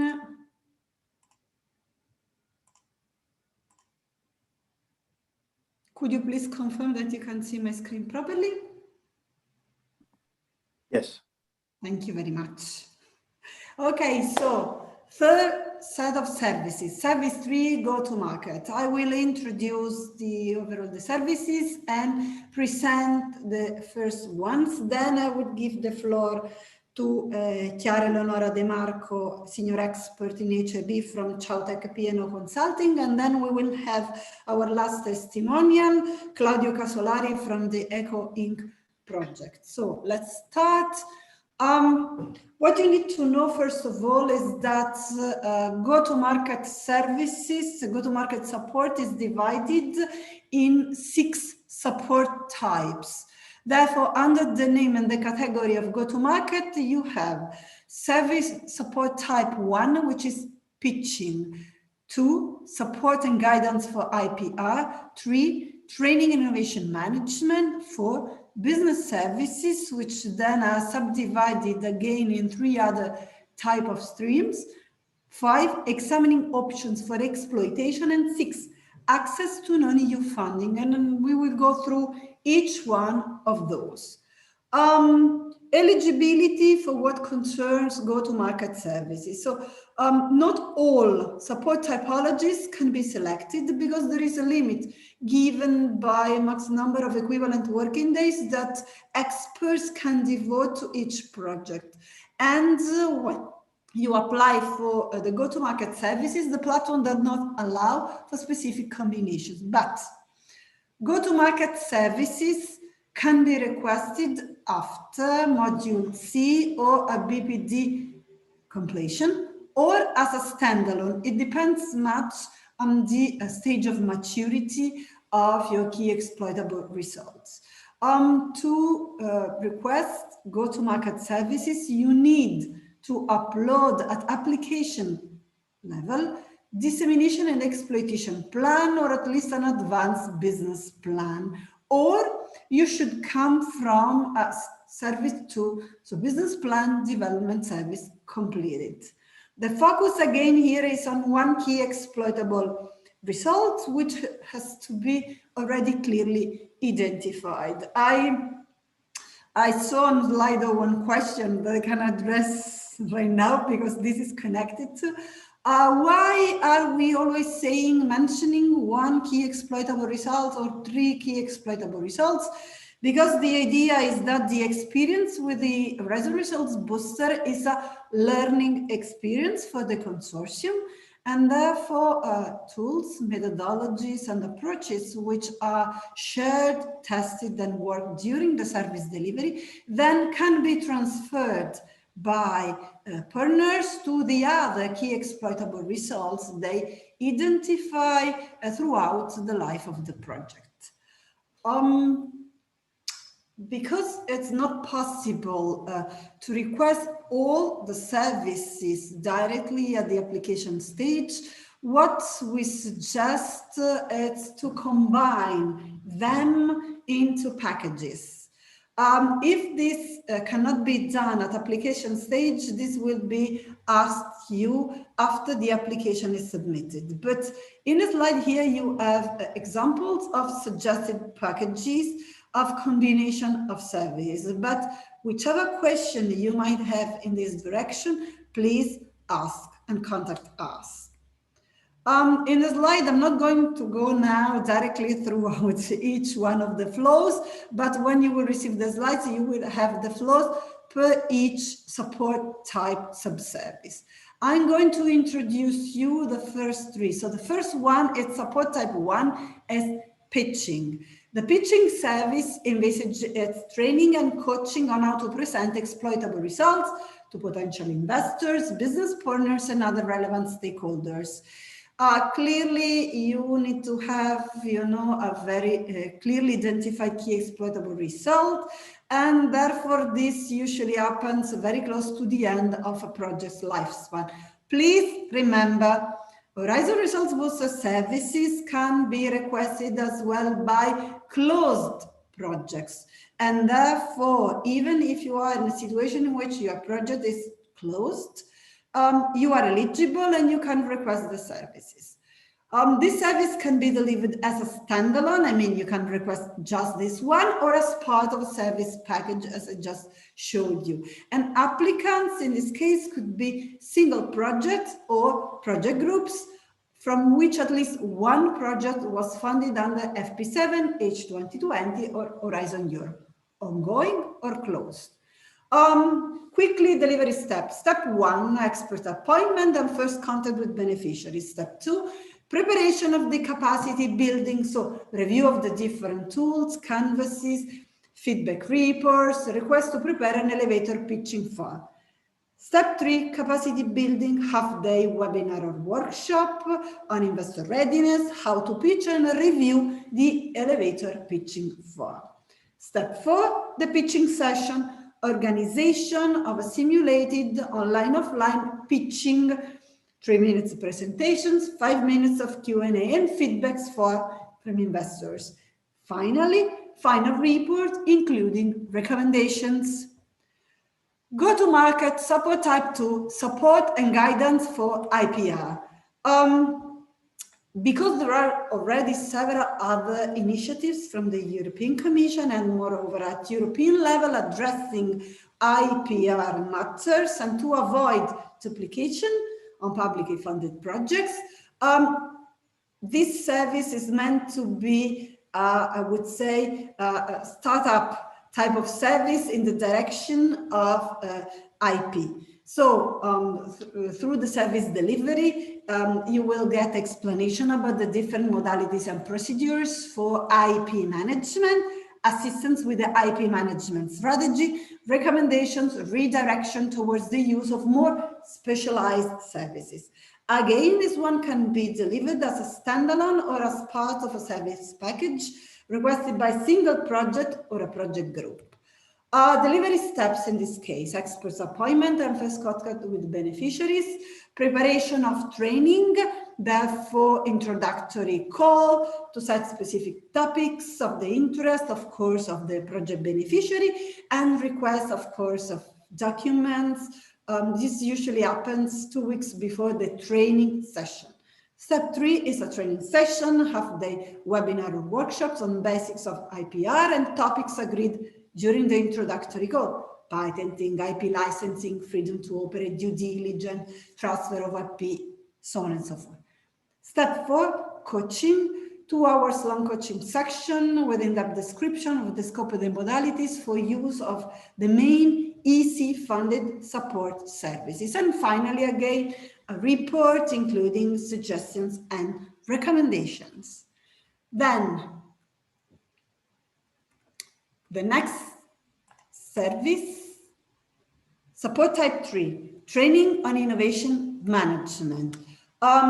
Service is delivered by experts of the Improve Academy, and the outcomes of the service are connected to, of course, the different dimensions on innovation management, how they interrelate, how they can be applied in different contexts, how they can be used to transform organizations. This service can be delivered as a standalone or as part of a service package, and applicants, again, could be single projects or project groups. This is a full training, full day online training course designed to enhance the innovation management competencies of interested consortia, whichever is the competition of the consortium. 5 dimensions of innovation management are deeply assessed and approached: so strategy, organization and culture, lifecycle management, enabling factors and results. Then there is the introduction of definitions and benefits of innovation, management, concepts, all the dimensions connected to the management, as well connected, of course, on how to monitor your progresses in terms of KPIs. So there is a combination, again, of theory and practice with case studies, and you will receive a final report, again, summing up the service delivery, but as well with recommendations and suggestions.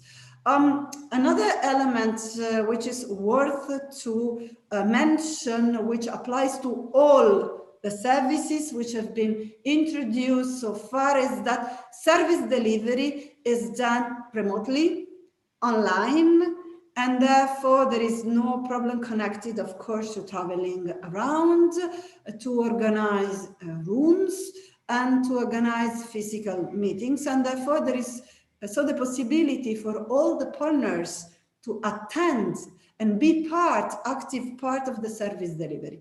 Even if usually it's the coordinator or the exploitation manager or exploitation dissemination work package leader or an interested partner to submit the application, all the partners can be involved in the service delivery, can be invited to join the workspace of the platform, where the exchange of information with the experts is mainly done. This is it from my side on the first 3 sub-services of the go-to-market. I would like now to give the floor to Chiara Eleonora De Marco from Ciao-Tech P&O Consulting, and she's as well senior expert of the HRB. Chiara, the floor is yours. Thank you very much, Alessia. Can you confirm you can see my presentation, the screen? Yes. Perfect, full mode, go. Okay. So thank you very much, Alessia. It was actually very helpful to have your presentation as an introduction even to the go-to-market services that I'm going to present, in which P&O Consultants is specifically involved for the delivery. So the first service that I'm going to present you, it's the support type number 4 of go-to-market, the business services. So the idea in general that you need to keep in mind for the go-to-market services, as Alessia anticipated, is that we are talking about projects that could benefit from the services. So when they have already developed solution with high TRL levels, or that in general can already envision an entrance to the market, because the idea is to support exactly this steps, the latest step before entering the market. So for the business services specifically, we intend to provide support to mature use models which are already available or that have been already pre-identified by the beneficiary of the services. So of course, once the project gets to a business service, they had already worked a lot on identifying and characterizing their key exploitable results, so that the P&O consultants and BDO consultants involved in the support can actually work on the activities of the business services. The kind of activities included in this kind of support are can be identified at 3 different levels. So the first one focuses on preparing commercialization plans for a solution that have already been developed, as said, that are focused on the tested products and that already have identified a kind of an exploitation strategy. A second kind of support and activities focus on assessing an already developed business plan by the beneficiary in order to improve all the aspects of the business plan, assess their feasibility, and making available a final more focused and more impactful business plan. The third and last kind of activities, including the business service, focus indeed on one exploitation option, one of the many possible exploitation option, which is the creation of a new venture, so startups or spin-offs coming out from the project that should, of course, develop a complete business model and a new commercialization plans for the solution developed. So what kind of tools can you actually encounter during this kind of business service support? We work with different tools, which have been some of them specifically developed for the Horizon Results Booster. Some others are just the outcome of years and years of experience of the consultants. In our case, for example, we work on the 4 Ps assessment strategies in order to push the beneficiary beneficiary thinking about the specific aspects of the of how to set up an efficient and effective commercialization strategies. So think about the product, the price, promotion, and places where in which the solution developed is made available. Then, of course, business model assessment tools in which we conduct assessment in collaboration and in support of the beneficiaries, and we ask a very strong interaction and iteration of work with the beneficiaries, or, for example, the commercialization plans. Again, trying to focus the kind of solution offered on the customer's needs, the kind of companies' skills needed to succeed on the market, the identification and analysis of the competitions in order to scan the external environment and understand how to be on the market and compete with other actors, or how to collaborate with other actors on the market, and of course the general context in which we are operating. So this kind of tools are used throughout very different kind of activities. So, for example, here you can see a more specific grill on the types of support offered on one side, how long does it take, or how long the experts would work with you in this kind of, in what kind of activities, and the tools offered. So, in Tidal, we have a diverse kind of timing for the commercial, the co-design of a commercial plan development. We have a work which is estimated lasting for a month, and also we were saying it starts from the assessment of what is the positioning that the beneficiary is looking for its own innovation, and working on this strategic positioning through different tools that have different level of assessment. So there is self-assessment by different beneficiaries and an individual assessment run by the experts, and then of course there is the possibility of working together and getting feedback from the experts and discussing how this plan could actually be developed in a more effective way. Then the second part of the activity is focused on the advising or supporting the beneficiary on how to optimize a strategy which has been already outlined. For the second type of support, the feasibility studies, as I was saying, the duration is a bit different. So it should last around 3 weeks, and is more focused on examining an already developed business plan. Making sure that this business plan is consistent, is feasible, and can actually go on the market in a fruitful way.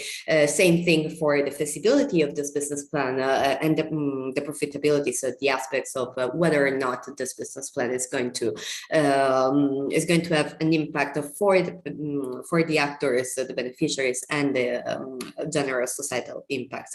And again, the tools that I showed you in previous slides are used, of course, in this kind of activities. The third types of support, this is specifically focused on one option, one way of commercializing or getting onto market, which is the creation of startups and spin-offs as a duration of 4 weeks.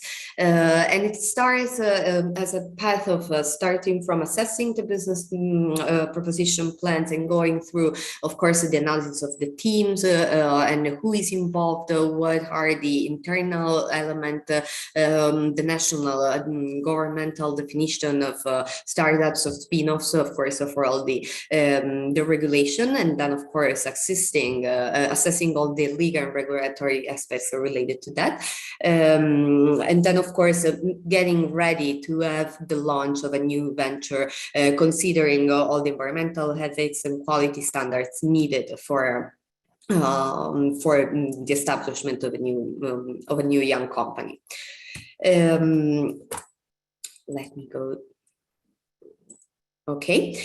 Another kind of support type that we can offer under the go-to-market is the examining options for exploitation. Again, finding the best options to exploit the solutions developed during funded projects, of course, can be harder than it seems, and there is a variety of options that can be considered and are not always the more obvious ones. So again, we are talking about potential appliance with a solution of higher TRL, with mature use models and advanced development of CARES. And the focus and the characteristic of this kind of service is exploring and evaluating and assessing the pros and cons of the several exploitation models and options, and supporting the choice of the ones that fit the most the solutions developed in order to have higher impact on the market.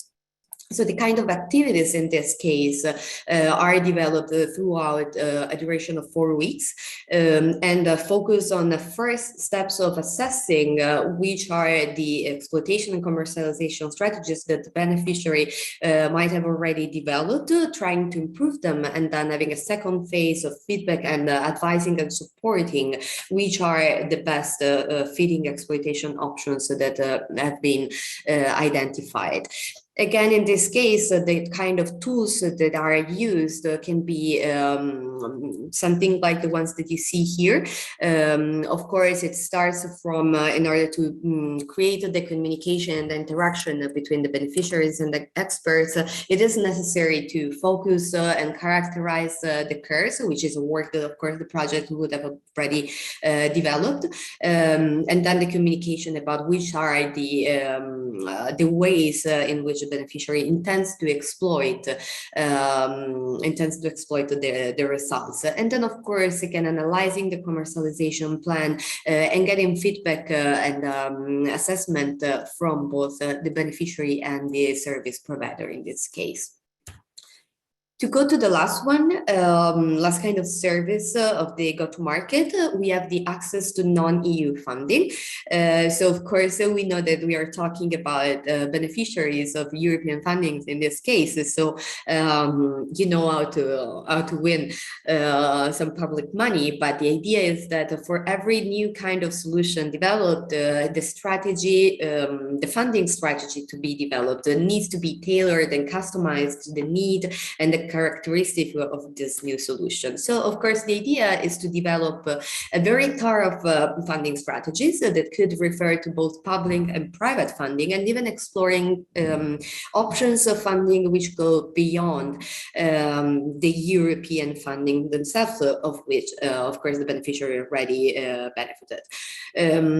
So the very goal of this kind of projects is, again, trying to achieve a preliminary conceptualization of potentially an innovative or a new project proposals that stemmed out from the projects that the beneficiary has been developed up to now, and then goes around looking for additional funding and support for further development.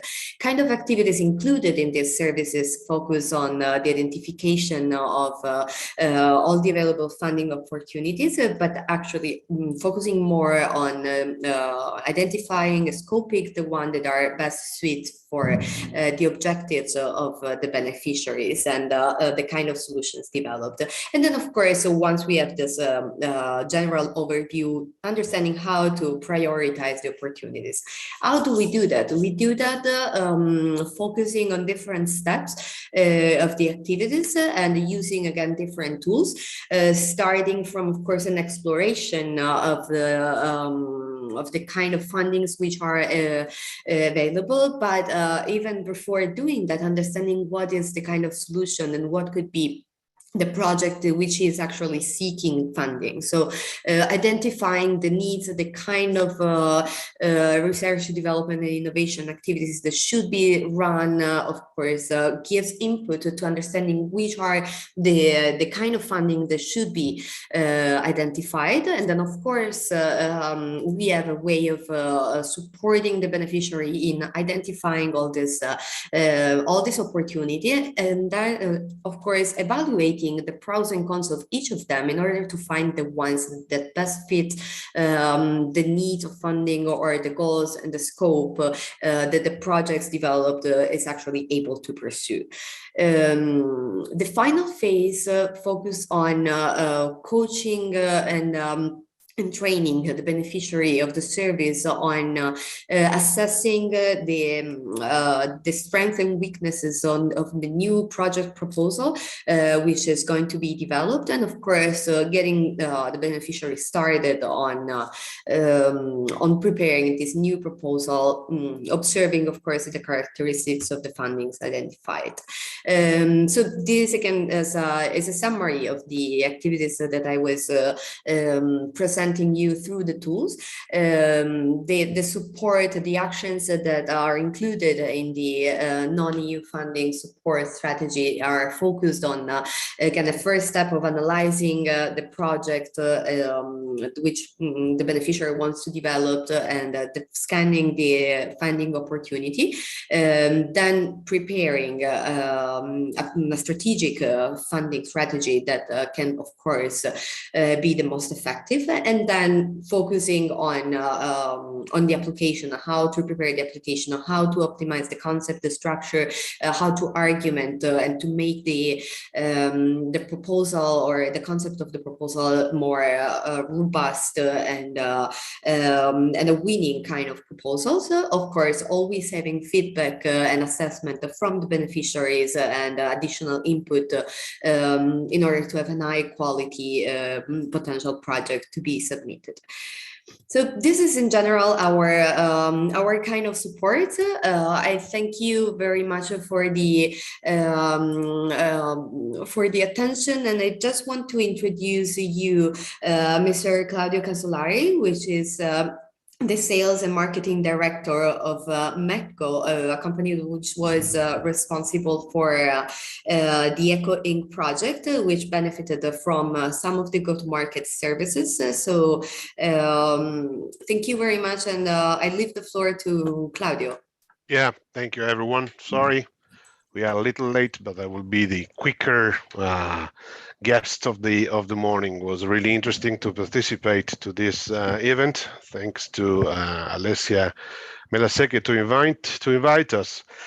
METCO, we are actually a chemical company established nearly 30 years ago. We have a long experience in color and making chemistry for colors. In the early exchange of the century, early 2000s, the ceramic field in which we are working on exchange totally the technology. We pass from the analogic printing to the digital printing methods.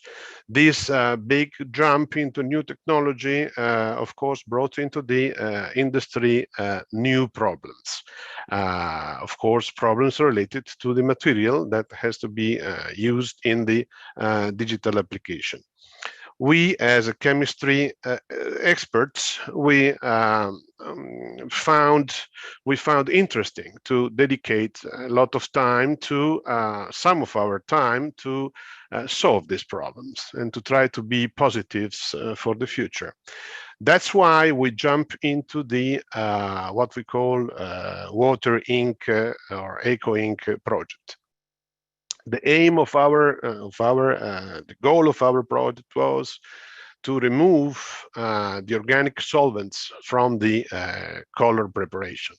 And after 3 long, exhausting years, we achieved it.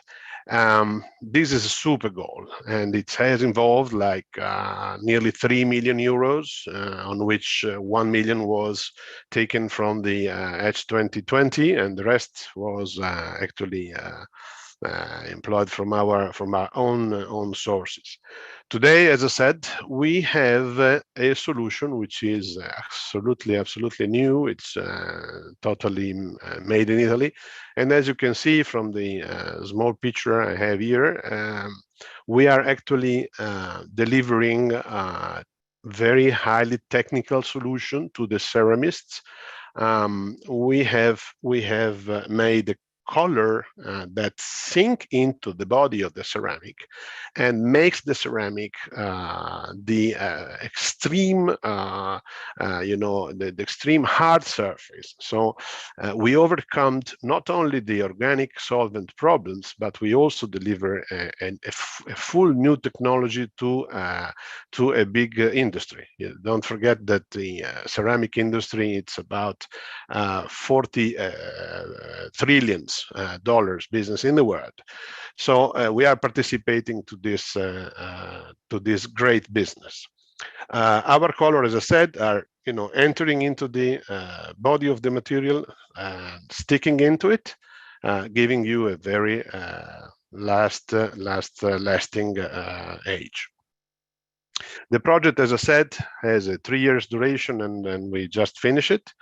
I'd like to thank engineer Chiara Zocchi, which is actually it's been for 3 years my partner in this business. Wasn't so easy. We overcome a lot of technical issues, and of course, at the end of the day, when the product is ready, which is my early next morning, we have to go to market. Then I choose to participate to all the 3 options, to the PDIS for the exploitation.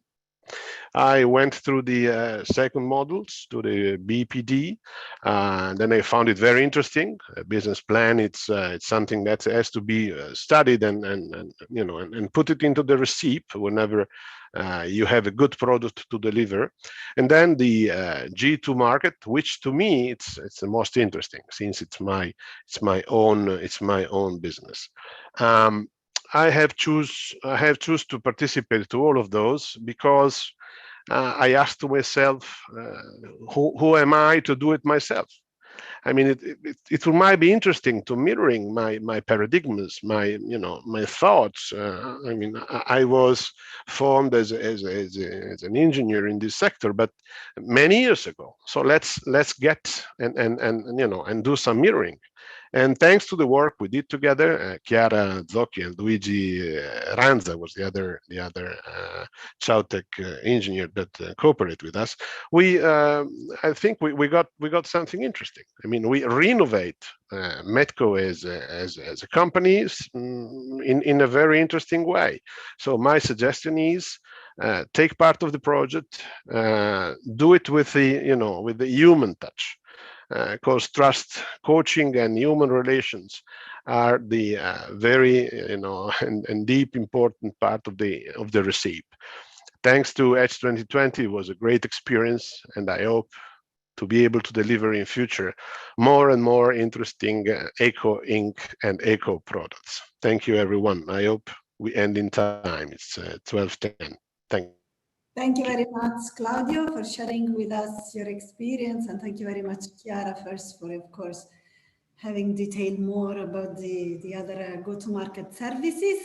So now we are just 2 minutes late on the agenda, so not too bad with so many speakers and so much interesting to be shared.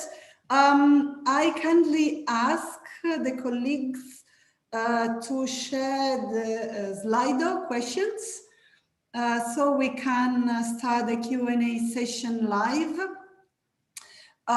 So here we do have the most ranked questions. So let's see. Colleagues made the effort to answer your question directly in the Slido, but for the benefit of all the, of course, connected people now, I'm going to read the question and provide answer, or to, of course, address the answer to the relevant speaker in this case. So first question, what is the best time to apply for the booster when the project is near to an end or during the project? I can answer this one on my own. It depends much on the activities planned in the project life. Clearly, if you are already an ongoing project and you are close to an end, this is always a good moment. But if you are starting your activities, I would suggest to request the services around in between the 3rd and the 6th month. As I was saying at the very beginning, when you fill in and submit your application, you have 1 year time for the service delivery. This means that if you submit your application today, you can plan to receive your services until September, October 2022. And therefore, this will help you as well to organize. Please make sure that activities fit with the activities in terms of dissemination exploitation you already planned for your project. Is there a specific TRL level that is recommended in order to get these services? Not really. As I was saying again, services are not TRL connected. Services are more related to the fact that the consortium or specific partners are ready to implement, to discuss, to approach, to face what is connected to dissemination and exploitation and activities, of course, related. And therefore, it's more being mature in a sense of really having a clear idea, at least, of which partner of the consortium would lead certain type of activities and which is the final goal to be achieved. And then we can really support you during the process. What if projects in a group are potential competitors rather than potential partners? This is a nice question. How it works? I mean, Nick explained this pretty, well, but how it works. When you apply as an individual project to benefit from services which are meant to be for project groups, you will be approached by the experts, and experts will, suggest you some projects which you could group with. First point is that the applicant, of course, is always a question about the other projects to form a project group, and therefore, if there is any, thinking behind about aligning with competitors instead of partners, the applicant has always the last word on this. And then when the applicant, somehow gives green light to have the other project contacted to form the project group, as well the other projects should say, of course, give the green light to say, yes, we would like to go with the project group and go for the Horizon Results Booster services. And therefore, there is not really the risk to group together competitors. And there is only the possibility and the opportunity to leverage on commonalities and to address the same stakeholders, the same target audience in, a group way. And so I think that this is only a real opportunity. And Alessia, if I could just add something, yeah. So it's an interesting question. I think there are many things which you could disseminate. So if there's an area in which you feel there's competitiveness between the projects, perhaps dissemination on that particular result could be avoided. You could do some joint activity around something else, though.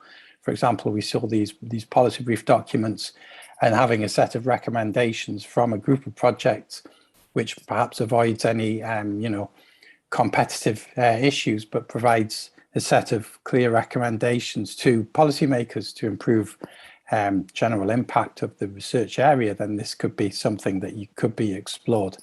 Also, the Commission often want projects to collaborate, even if they're addressing the same issues, for example. So you can also kill two birds with one stone in that way too. Thanks.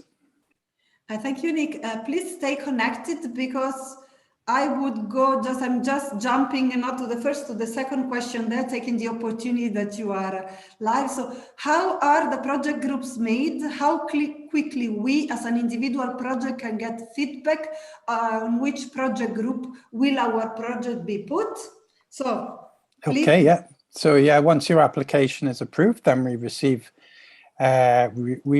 this and we contact you to basically start the service. We generally try and get a quick call with you to understand in your application form, you generally mention if you've got projects in mind you want to collaborate with. If not, then we will have a conversation with you to see if there's already people you want us to contact.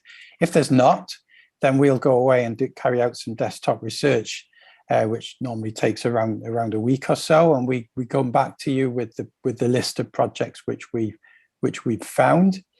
The tricky part is next often, because it's all very well us providing a report to you with a set of recommendations, and here are 4 projects you could go and do something with. So I don't know how many people would then go and follow that up. So what we do is we try to go and contact each of these projects and invite them to the group. And we actively try to do this because our objective is to form a group at the end of module A, not just to have a report. So that sometimes depends on the responses we get from the projects, but this can be quite quick to set up, and then we start going on the actual service. Thank you very much, Nick. Project coordinator submits, but who participates? All project partners. Project coordinator submits, that's true, or as I was saying, exploitation dissemination manager or package leader or an organization within the consortium with a specific role in this direction. But then once the application is approved, all the interested partners could be invited to join the workspace on the platform, and of course will be involved in the service delivery. There are cases in which there is just one partner interested, and in that case, the service delivery is of course devoted to that partner. But in, I would say, 95% of cases, we have all the project partners on board. And therefore, in principle, the HIB services are for the overall consortium. Which is the difference between the Horizon Results Booster and the Innovation Radar? The Innovation Radar is more for assessing innovation potential of a project, while the Horizon Results Booster is supporting project partners, consortia to achieve an impact in terms of dissemination, joint dissemination in that case, and exploitation type of activities. Therefore, there is, two completely different type of initiatives, I would say. Do you confirm that the slides will be shared afterwards? Yes, I can confirm that. So this was easy. Is application, it is as well a recorded session, so you will have as well, access to the webinar. Is application to the program, is a competition or available to all who apply? There is no competition. If you are an eligible project, you will benefit from the HIB services. Of course, the sooner the better somehow, because clearly there is a dedicated budget by the European Commission, and therefore, of course, we can deliver the services till the budget is completely used in delivering services. Therefore, but there is no direct, I would say, competitive type of evaluation. Okay, so each application is evaluated as a standalone. Another connected information to that I think could be useful is that if you would like to start with one service, you can submit an application with one service, and then, ongoing, or even when the service is fully delivered, you can submit another application for other services. And therefore, it's not that you have to submit just one application and that's it. You can request the services all at the same time, or you can request the service one by one. This is really up to you. Under module A, how the projects are clustered in portfolio, it is made manually through the experts, or do you use a specific clustering IT tool? Nick, this is for you once again. This is for me, yeah. So it really depends on the field. Normally this is done manually, following a first call with the applicant, so that we can identify whether or not they've already got projects they would like to work with.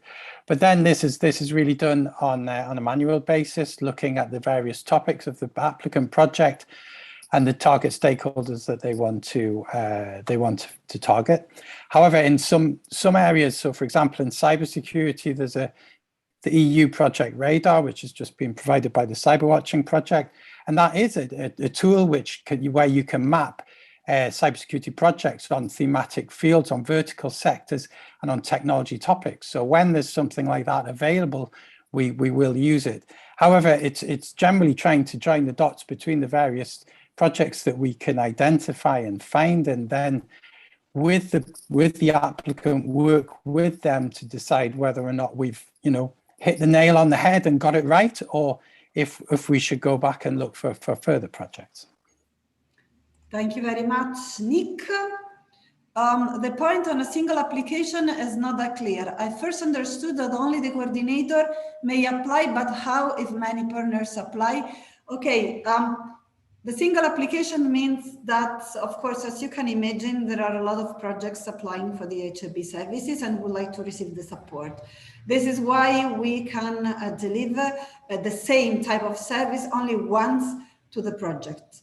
The basics behind is that projects are run by consortia, and we understand that the consortium partners are, collaborative, and they are working together and sharing, the activities, of course, towards the achievement of the goals.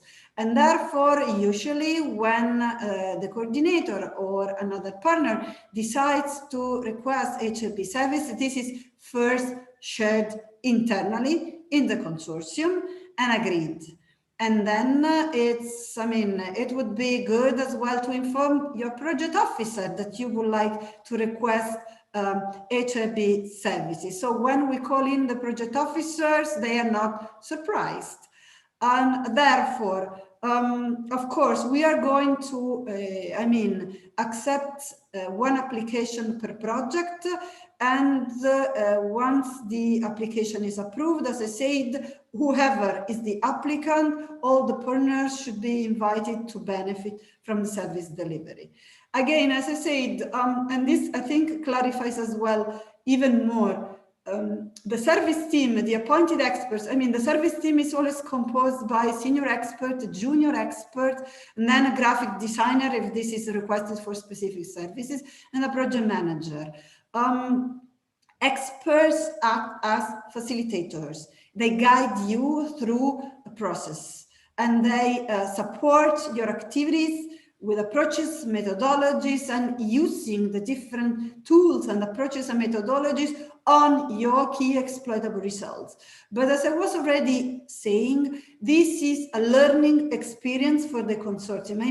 It's not that the consortium can request per each key exploitable result the same services. The consortium should take the most out of the service delivery and then transfer the know-how gained during the service delivery to the other key exploitable results and hopefully to new proposals or to as well other projects. It's clear that when a project is closed and it's clear who has the right to exploit certain key exploitable results, in that case, it's easier that it's one project partner which requests the service for that specific key exploitable result. But for ongoing projects, this needs to be shared internally in the consortium first. Is the booster relevant at all for individual fellowships? Yes, it is. And we already supported several initiatives, several Marie Curie initiatives, and beneficiaries were, happy of the support received because they could see things from a different perspective. And please bear in mind, it's not that we support only projects that would like to commercialize something. We support any type of project, 360 degrees. And the final aim for all of those is that we support them achieving an impact. An impact could be on the community, on the market, could be on having something new adopted by policymakers, could be a new PhD course at the university, could be a lot of different things. Therefore, please do not be prevented in requesting HIB services because the aim of your activity is not to, commercialize something, okay? Are all the partners involved in the service delivery? What level of commitment? Okay, as I said, yes. What level of committed is requested the consortium members? We expect that beneficiaries collaborate with experts, providing the information, attending the webinars, attending the workshops, and being active. I mean, it's not that the expert will come and as a consultant, we provide you all the answers to your questions. This is a collaborative service delivery. It's interactive and for sure includes the partners. Then, of course, there will be partners directly involved if they are directly connected to the key exploitable results which have been selected, but as well partners which are not directly involved. For a specific key exploitable result, they can take the benefit of learning something new and collaborating with the other partners. When in the project's timeline from planning finishing the project, would you recommend to apply again? I would say with the entry level of the dissemination and exploitation services, this means service 1, module A and module C, this could happen even in the first 6 months of the project's life. So there are no, I would say, entry level criteria that needs to be matched. And we can even support to, better plan or better organize, your activities, your project activities in terms of course, dissemination and exploitation. Where does communication fit in module A and B? Difficult to segregate dissemination from the communication strategy. Actually, communication and dissemination, and then I would give you the floor, Nick, but just to point out that communication and dissemination have a different aim and different activities, to achieve that aim. But now I give the floor to Nicholas to answer that. Yeah, that's right. I mean, Leslie, you've captured it well. Of course, there is a little bit of overlap, but the focus of the HRB dissemination services is on dissemination. But it's also, as I said, about collaboration and forming synergies. So I think there's a question later about how much effort's needed and can you get extra resources for this? Well, this is kind of provided as a support for project groups. It's not meant as extra effort for you. It's meant as, somebody giving you, somebody having effort to provide a level of support for you to carry out some, to improve, for example, the exploitation or in the cases for dissemination, to do something perhaps in addition to or leveraging on what you're already doing and what you've written in your contract with the Commission. So, you may have a KPI to deliver, 10 events, for example. Why can't one of these, or why can't 3 of these events be in collaboration with 4 other projects? So, we help you to meet your established KPIs, and we help you to actually deliver extra things with added value for all the projects involved. So I think it is possible in particular when you think about your communication and dissemination plan and where you're aiming to collaborate with other projects. And this is where you can, contribute. You can use this support to contribute to creating and reaching your objectives and even going beyond them, as you've seen in the examples that we've heard from Martina and Kevin. Thank you very much, Nick. Does HB provide assistance also in drafting the data management plan? Okay, we do a lot of things. We provide a lot of support, but to be honest, not, in drafting data management plan. It's true that if this is one of this is one of the deliverables which is as well connected somehow to the dissemination and exploitation. Experts can give a look, but there is not a specific mandate connected to the data management plan, to be honest. What is the role of the ECPO in this service application? Okay, my suggestion is to inform the ECPO before submitting your application, and then the ECPO won't be directly won't be directly involved in the service delivery, but your PO will receive the final report, which will be prepared by the experts, which will include, the summarizing of all the work done together, all the improvements, and as well suggestions and recommendations for the next steps. Therefore, it's not directly connected with the service delivery, but it's important that the PO is pre-informed. As coordinator, shall I first apply without any preconceived idea and then embark in a dialogue with experts to express a precise need? No. As a coordinator, I think that you should first discuss internally with your partners, mainly with the ones directly responsible or at least in charge of the management of dissemination and exploitation activities. And then decide, of course, the best timing periods to request and benefit from the service. And then you submit your application. In the application, you will be as well requested, which is the aim of the service delivery on your side, and which is your motivation to request the HIB services. And therefore, you can write what you feel to write. Then, of course, during the introductory call, we did the first introductory call with the experts, you can, of course, align, fine-tune service delivery with motivation, with what is expected, and align then the next step for the service delivery. It is agreed as well during the first call, the service delivery plan with the to-dos on the experts and on the project beneficiary. What is the cost of all these services? Free of charge, free of charge. All the services are free of charge. This is a European Commission initiative, and therefore fees of the experts are paid by the Commission. Projects funded by programs such as Erasmus+, Creative Europe are as well eligible.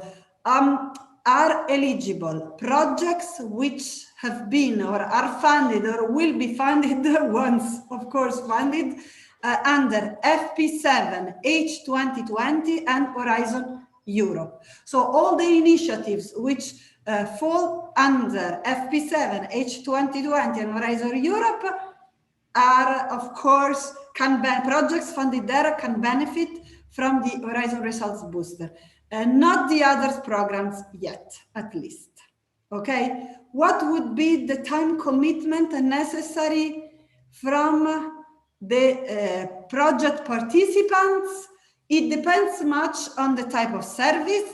The dissemination services could go from 1 to 4, 5. The exploitation services could go from 4 to 10, 12, 15. It depends much on the type of service. And this will be clarified once you start with the experts, because as I said, you will agree on a service delivery plan, and therefore, and it depends much as well on the stage of development and maturity of the beneficiaries.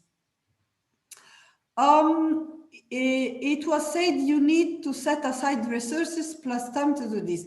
Can the PO give project details in order to take part? Okay, no.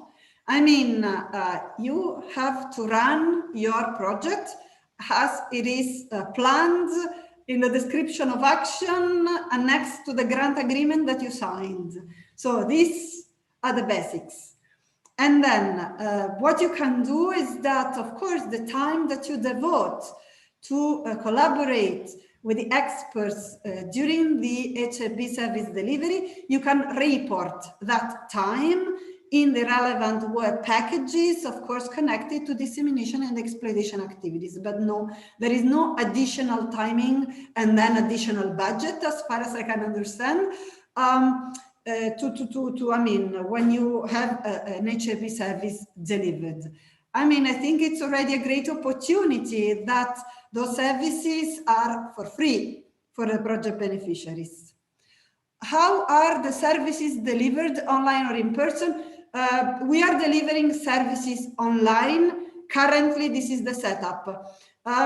We are discussing for the future to have some services as well delivered in person, but for the time being and for what stays of 2021 and 2022, all the services will be delivered online. This distinction could be made in future for the exploitation and go-to-market services. In any case, dissemination services will be delivered online. How long does it take from application to be approved?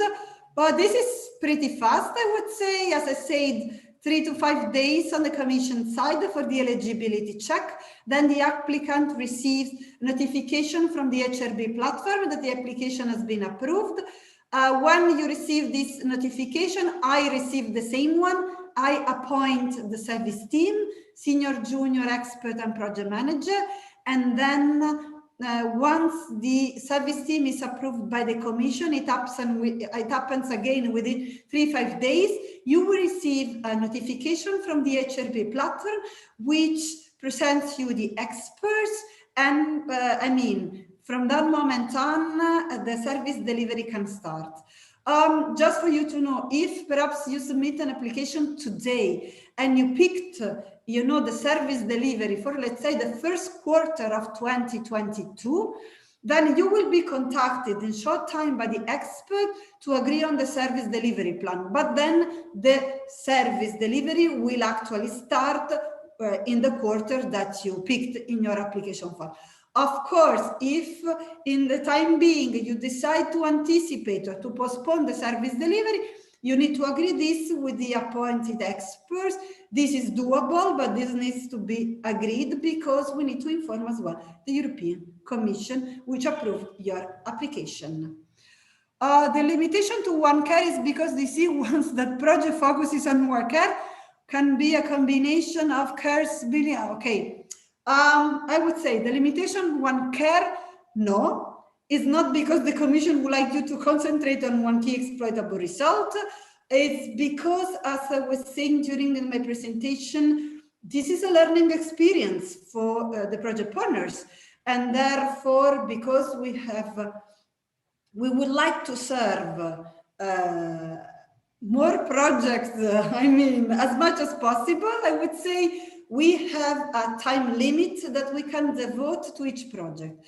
And therefore, we concentrate on 1 or 3 key exploitable results. It depends on the service to have the project experiencing the use of the methodologies, the tools, and to have the possibility to set a process that then can be transferred to other key exploitable results. And on the second question, one care can be a combination of cares to build an attractive offer. Of course, yes.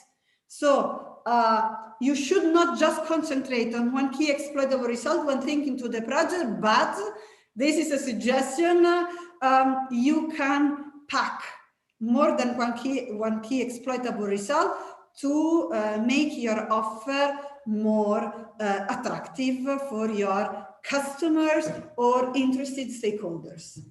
Can HRB help us if we have already started the project and produced deliverables such as exploitation strategy plan or dissemination plan?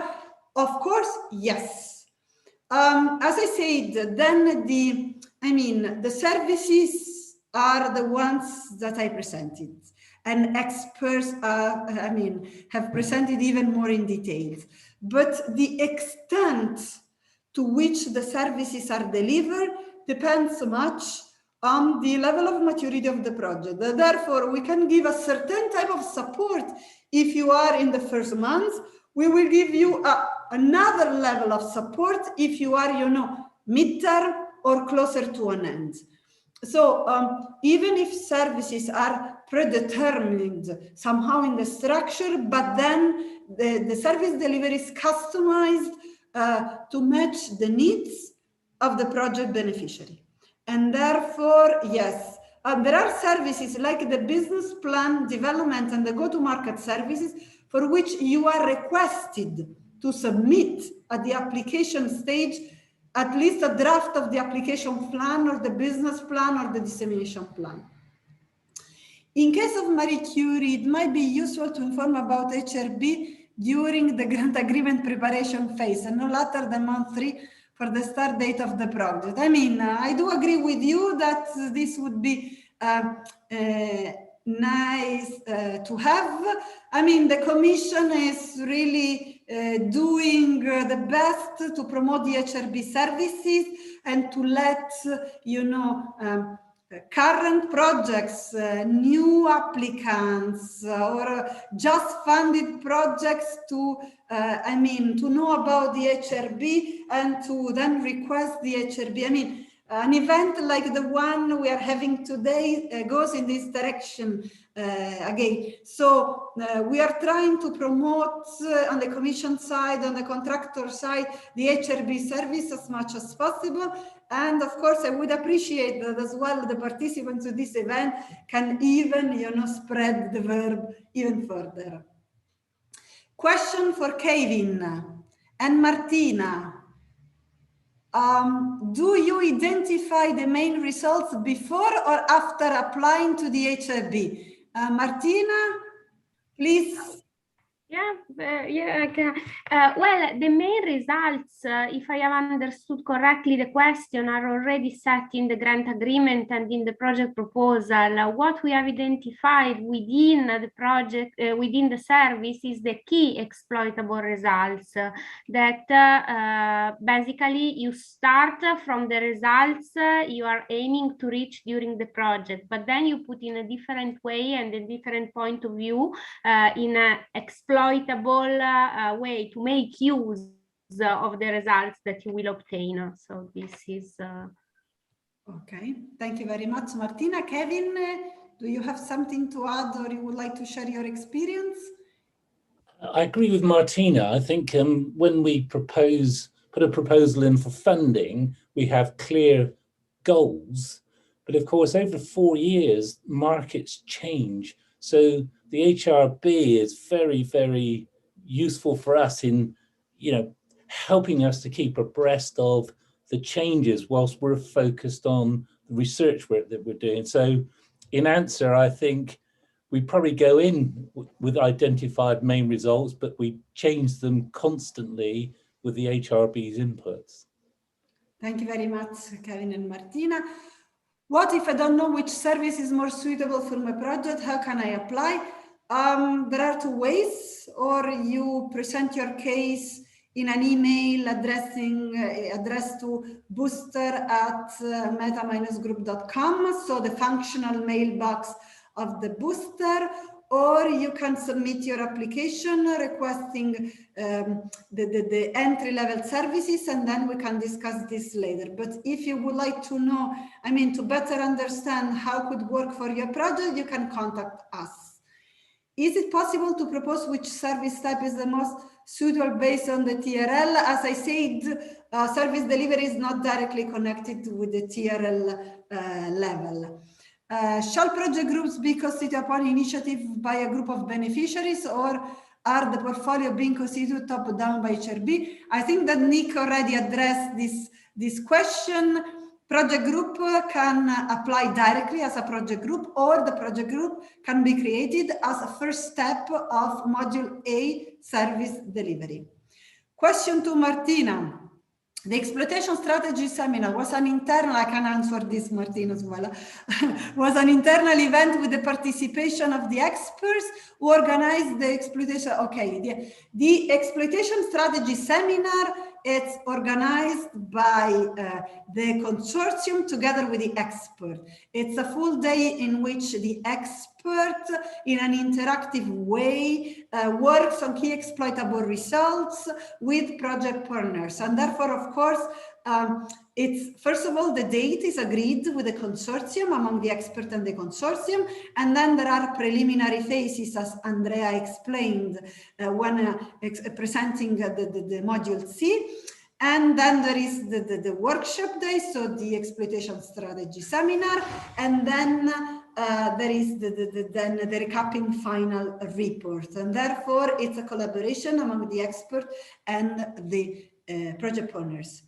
Can you please give an example to the HRB service? Say, one project, it's colleagues say me, because now I cannot, I need to check, but they say Safer App. Project Safer App. It's a Marie Curie that already applied. What can be done to lower the burden for projects to join? How much prior notice to benefit from the service? I mean, there is no burden on projects to join, I would say, because it's, I see this is coming from the European Commission, the question. I mean, projects should know that there is the HRB initiative available, and I think that in this direction, POs can help a lot. In several cases, we had application from projects which were suggested by POs to request the services, or even in some cases, they were suggested by reviewers, because perhaps there was a gap in terms of, you know, dissemination and exploitation. I mean, this was raised at the review meeting. But the Commission, the HRB team on the EC side is as well promoting internally the HRB, and they are as well connecting to projects and having the HRB presented in several internal events of the Commission for dedicated to POs, but as well dedicated, of course, to beneficiaries and projects. Okay, I mean, we are pretty, let's say, okay, a couple of questions more. Where can someone apply to become an expert? This is to clarify for all of you. When we signed the contract with the Commission as a contractor, we already provide a list of experts. The experts list is blocked, so we can involve in the service delivery the experts that we list. We can have new experts on board, something like once a year, but this needs to be then, there is an internal procedure with the Commission. And therefore, the principle is that we involve the experts that we have already on board. We can review the list of experts. You can, you know, submit your application as an expert, but please consider that is not automatic. And this, I mean, because you send your application, this doesn't mean that you will be involved as an expert. Are the templates publicly available? The templates are available for the ones who benefit of the HRB. Then, of course, if you benefit once of an HRB service, you can use the templates for other purposes. This is clear. Where do you draw the line between what is normally expected as dissemination from a project and the added value of the booster? This is a very nice question. As you imagine, we jump in as HRB in one precise moment of the project's life. We support the activities for the extent our mandates allows us. So, as I said, we are more process owner than responsible of the final achievement of an impact of the project, because this stays on the project partners. We support a process. Then it's up to project partner to take benefit of what has been learned during the service delivery and achieved during the service delivery, and to then, of course, bring this further. Therefore, it's more a question for the Commission for the final evaluation. But as you could hear from the testimonials that we had on board today, they already during the service delivery, they could appreciate the, you know, the impact the Horizon Results Booster service delivery had on their project's life. And therefore, already this is a way to measure, you know, our impact, I would say. Nick, you would like to add something? Yeah, just very quickly. So I think here it's all in the name. It's a booster. So perhaps your project in your contract with the Commission, for a dissemination point of view, you know, you have said that you carry out, for example, a workshop or a campaign on social media, and you know, you want some support in doing this, and this is, you know, the booster boosts the impact of your joint activity, and we kind of, you know, we don't want to tread on toes and do something which somebody else is already supposed to be doing. We want to support it, perhaps by doing some extra things that otherwise you wouldn't be able to manage with the effort that you have in your project. So you should think of this as additional effort from an external source, both for exploitation and dissemination, so that to help you do whatever activity it is smoother and hopefully better. Thank you very much. What is the relevance of the booster for humanities and social sciences? The same relevance that the booster can have for all the other programs and topics, because as I said, this is horizontal and 360 degrees in terms of topics and domains. Is not only for the ones who would like to commercialize, but this is, you know, support to achieve an impact, which of course, in terms of humanities and social sciences, it's as important as any other topic. Nick? Yeah. So again, no, there's lots of groups from this area who have applied. I was just looking at one before, which looks at the Holocaust, actually, and accounting and collecting together various records of the Holocaust. Others on the area of the Caribbean as well.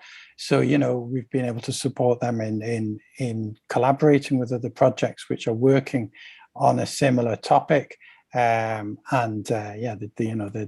there's no industrial component being created here, but the impact is different. As you know, we're looking at all types of results here, and results differ from sector and research topic. Thank you, Nick. Just for information for you all, on the page of the event, you already have the slides available. This was posted earlier, and how Erasmus Plus project can be included in project groups. You need to be in contact. You can contact us, and then we can see how to include Erasmus Plus projects as well in project groups dealing directly with the dissemination team. Is there any pre-application advice to address this in the proposal? You can mention in submitting new proposals that you think you would like to benefit from the HRB service to boost your dissemination and exploitation.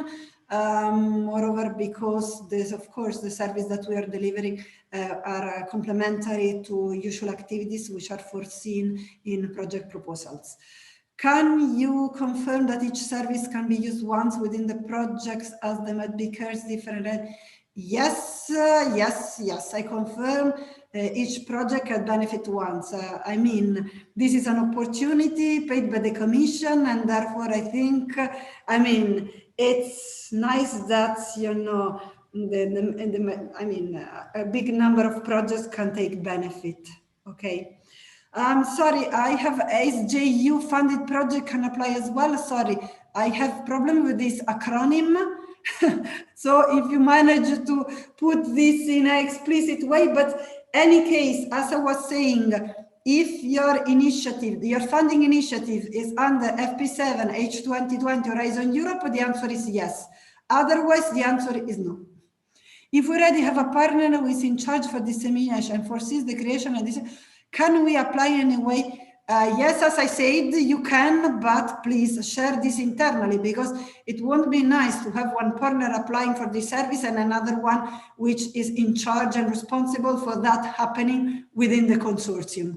Okay, so this needs to be shared internally. Nick?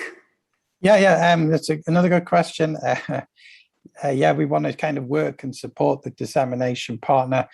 You know, there's loads of different things that you have to do when managing this type of activity. So again, it's not treading on toes, it's support to them, perhaps to improve or work on an area of joint collaboration with the other projects. So we encourage the dissemination managers. It should be those people who are on the calls and are participating in module A and B, and we, it's a support service. Yes. So do the HRB experts have some science and technology knowledge? Yes, they do. Are they assigned according to a technical expertise in a particular field? All the experts are experts in dissemination and exploitation activities, and they have their own, of course, science and technology background and experiences dealing with European projects in the different domains. First of all, so they are dissemination and exploitation experts, which you cannot believe it, but it's a vertical expertise. And then they have as well scientific and technological background. And yes, we try to appoint for the service delivery the best experts, even according to the field. I'm currently, projects funded on Life and Erasmus. As I was saying, those projects could be included in project groups. They are not eligible to apply directly to HRB, but projects which are not funded under FP7, H2020 and Horizon Europe can be part of project groups. The important thing is that at least the applicant, it's coming from the allowed funding. So they can be part of project groups. So if you are part of a Life on Erasmus and you would like to benefit from an HRB, and you know a project which is funded under the eligible funding, you can group and then submit an application. Currently, Marie Curie, interesting, exploiting my results very well. It is necessary that I must be constituted as a company? No. You are a Marie Curie, and as a Marie Curie project, you can apply for the HRB. You do not have to be constituted as a company or even a startup, nor you have to after the service delivery, unless this is your plan. Okay, so you do not have to be a company or to become a company after the HRB. In module B, you support the applicant in really writing the policy brief as a yes. Are you connecting your service with your Horizon Results Platform Enterprise Europe Network?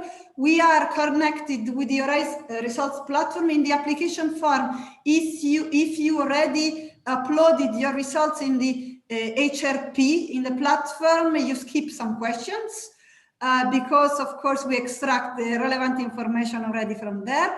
With the Enterprise Europe Network, we are having some, but I mean the type of services which we deliver are more complementary than overlapping, I would say. Is there a selection process for all projects? All eligible projects are admitted to benefit. I'm sorry, I would like to go on to, answer directly live all your questions, but it's already 1. Therefore, we went beyond the agenda already half an hour. I will connect with my colleagues now, as well, join the colleagues on the slide. Also, if there are unanswered questions there, we will answer them. And, but I think that now I have to close this HRB Info Day. I would like to say thank you for the Commission, first of all, who is funding the initiative, and which gave us the opportunity to present you in detail the initiative. I would like to thank the experts on board, the partners and the HRB colleagues on the EC side and the contractor side. And moreover, our beneficiary projects which shared with us their experiences to let you better understand which is the extent of the opportunity that the Commission is giving you. And said so, I wish you nice lunch, nice continuation of the day, and apply to the HRB. If you have questions, please contact us at our functional mailbox. We will be very happy to answer and to support your activities. So thank you very much and bye-bye.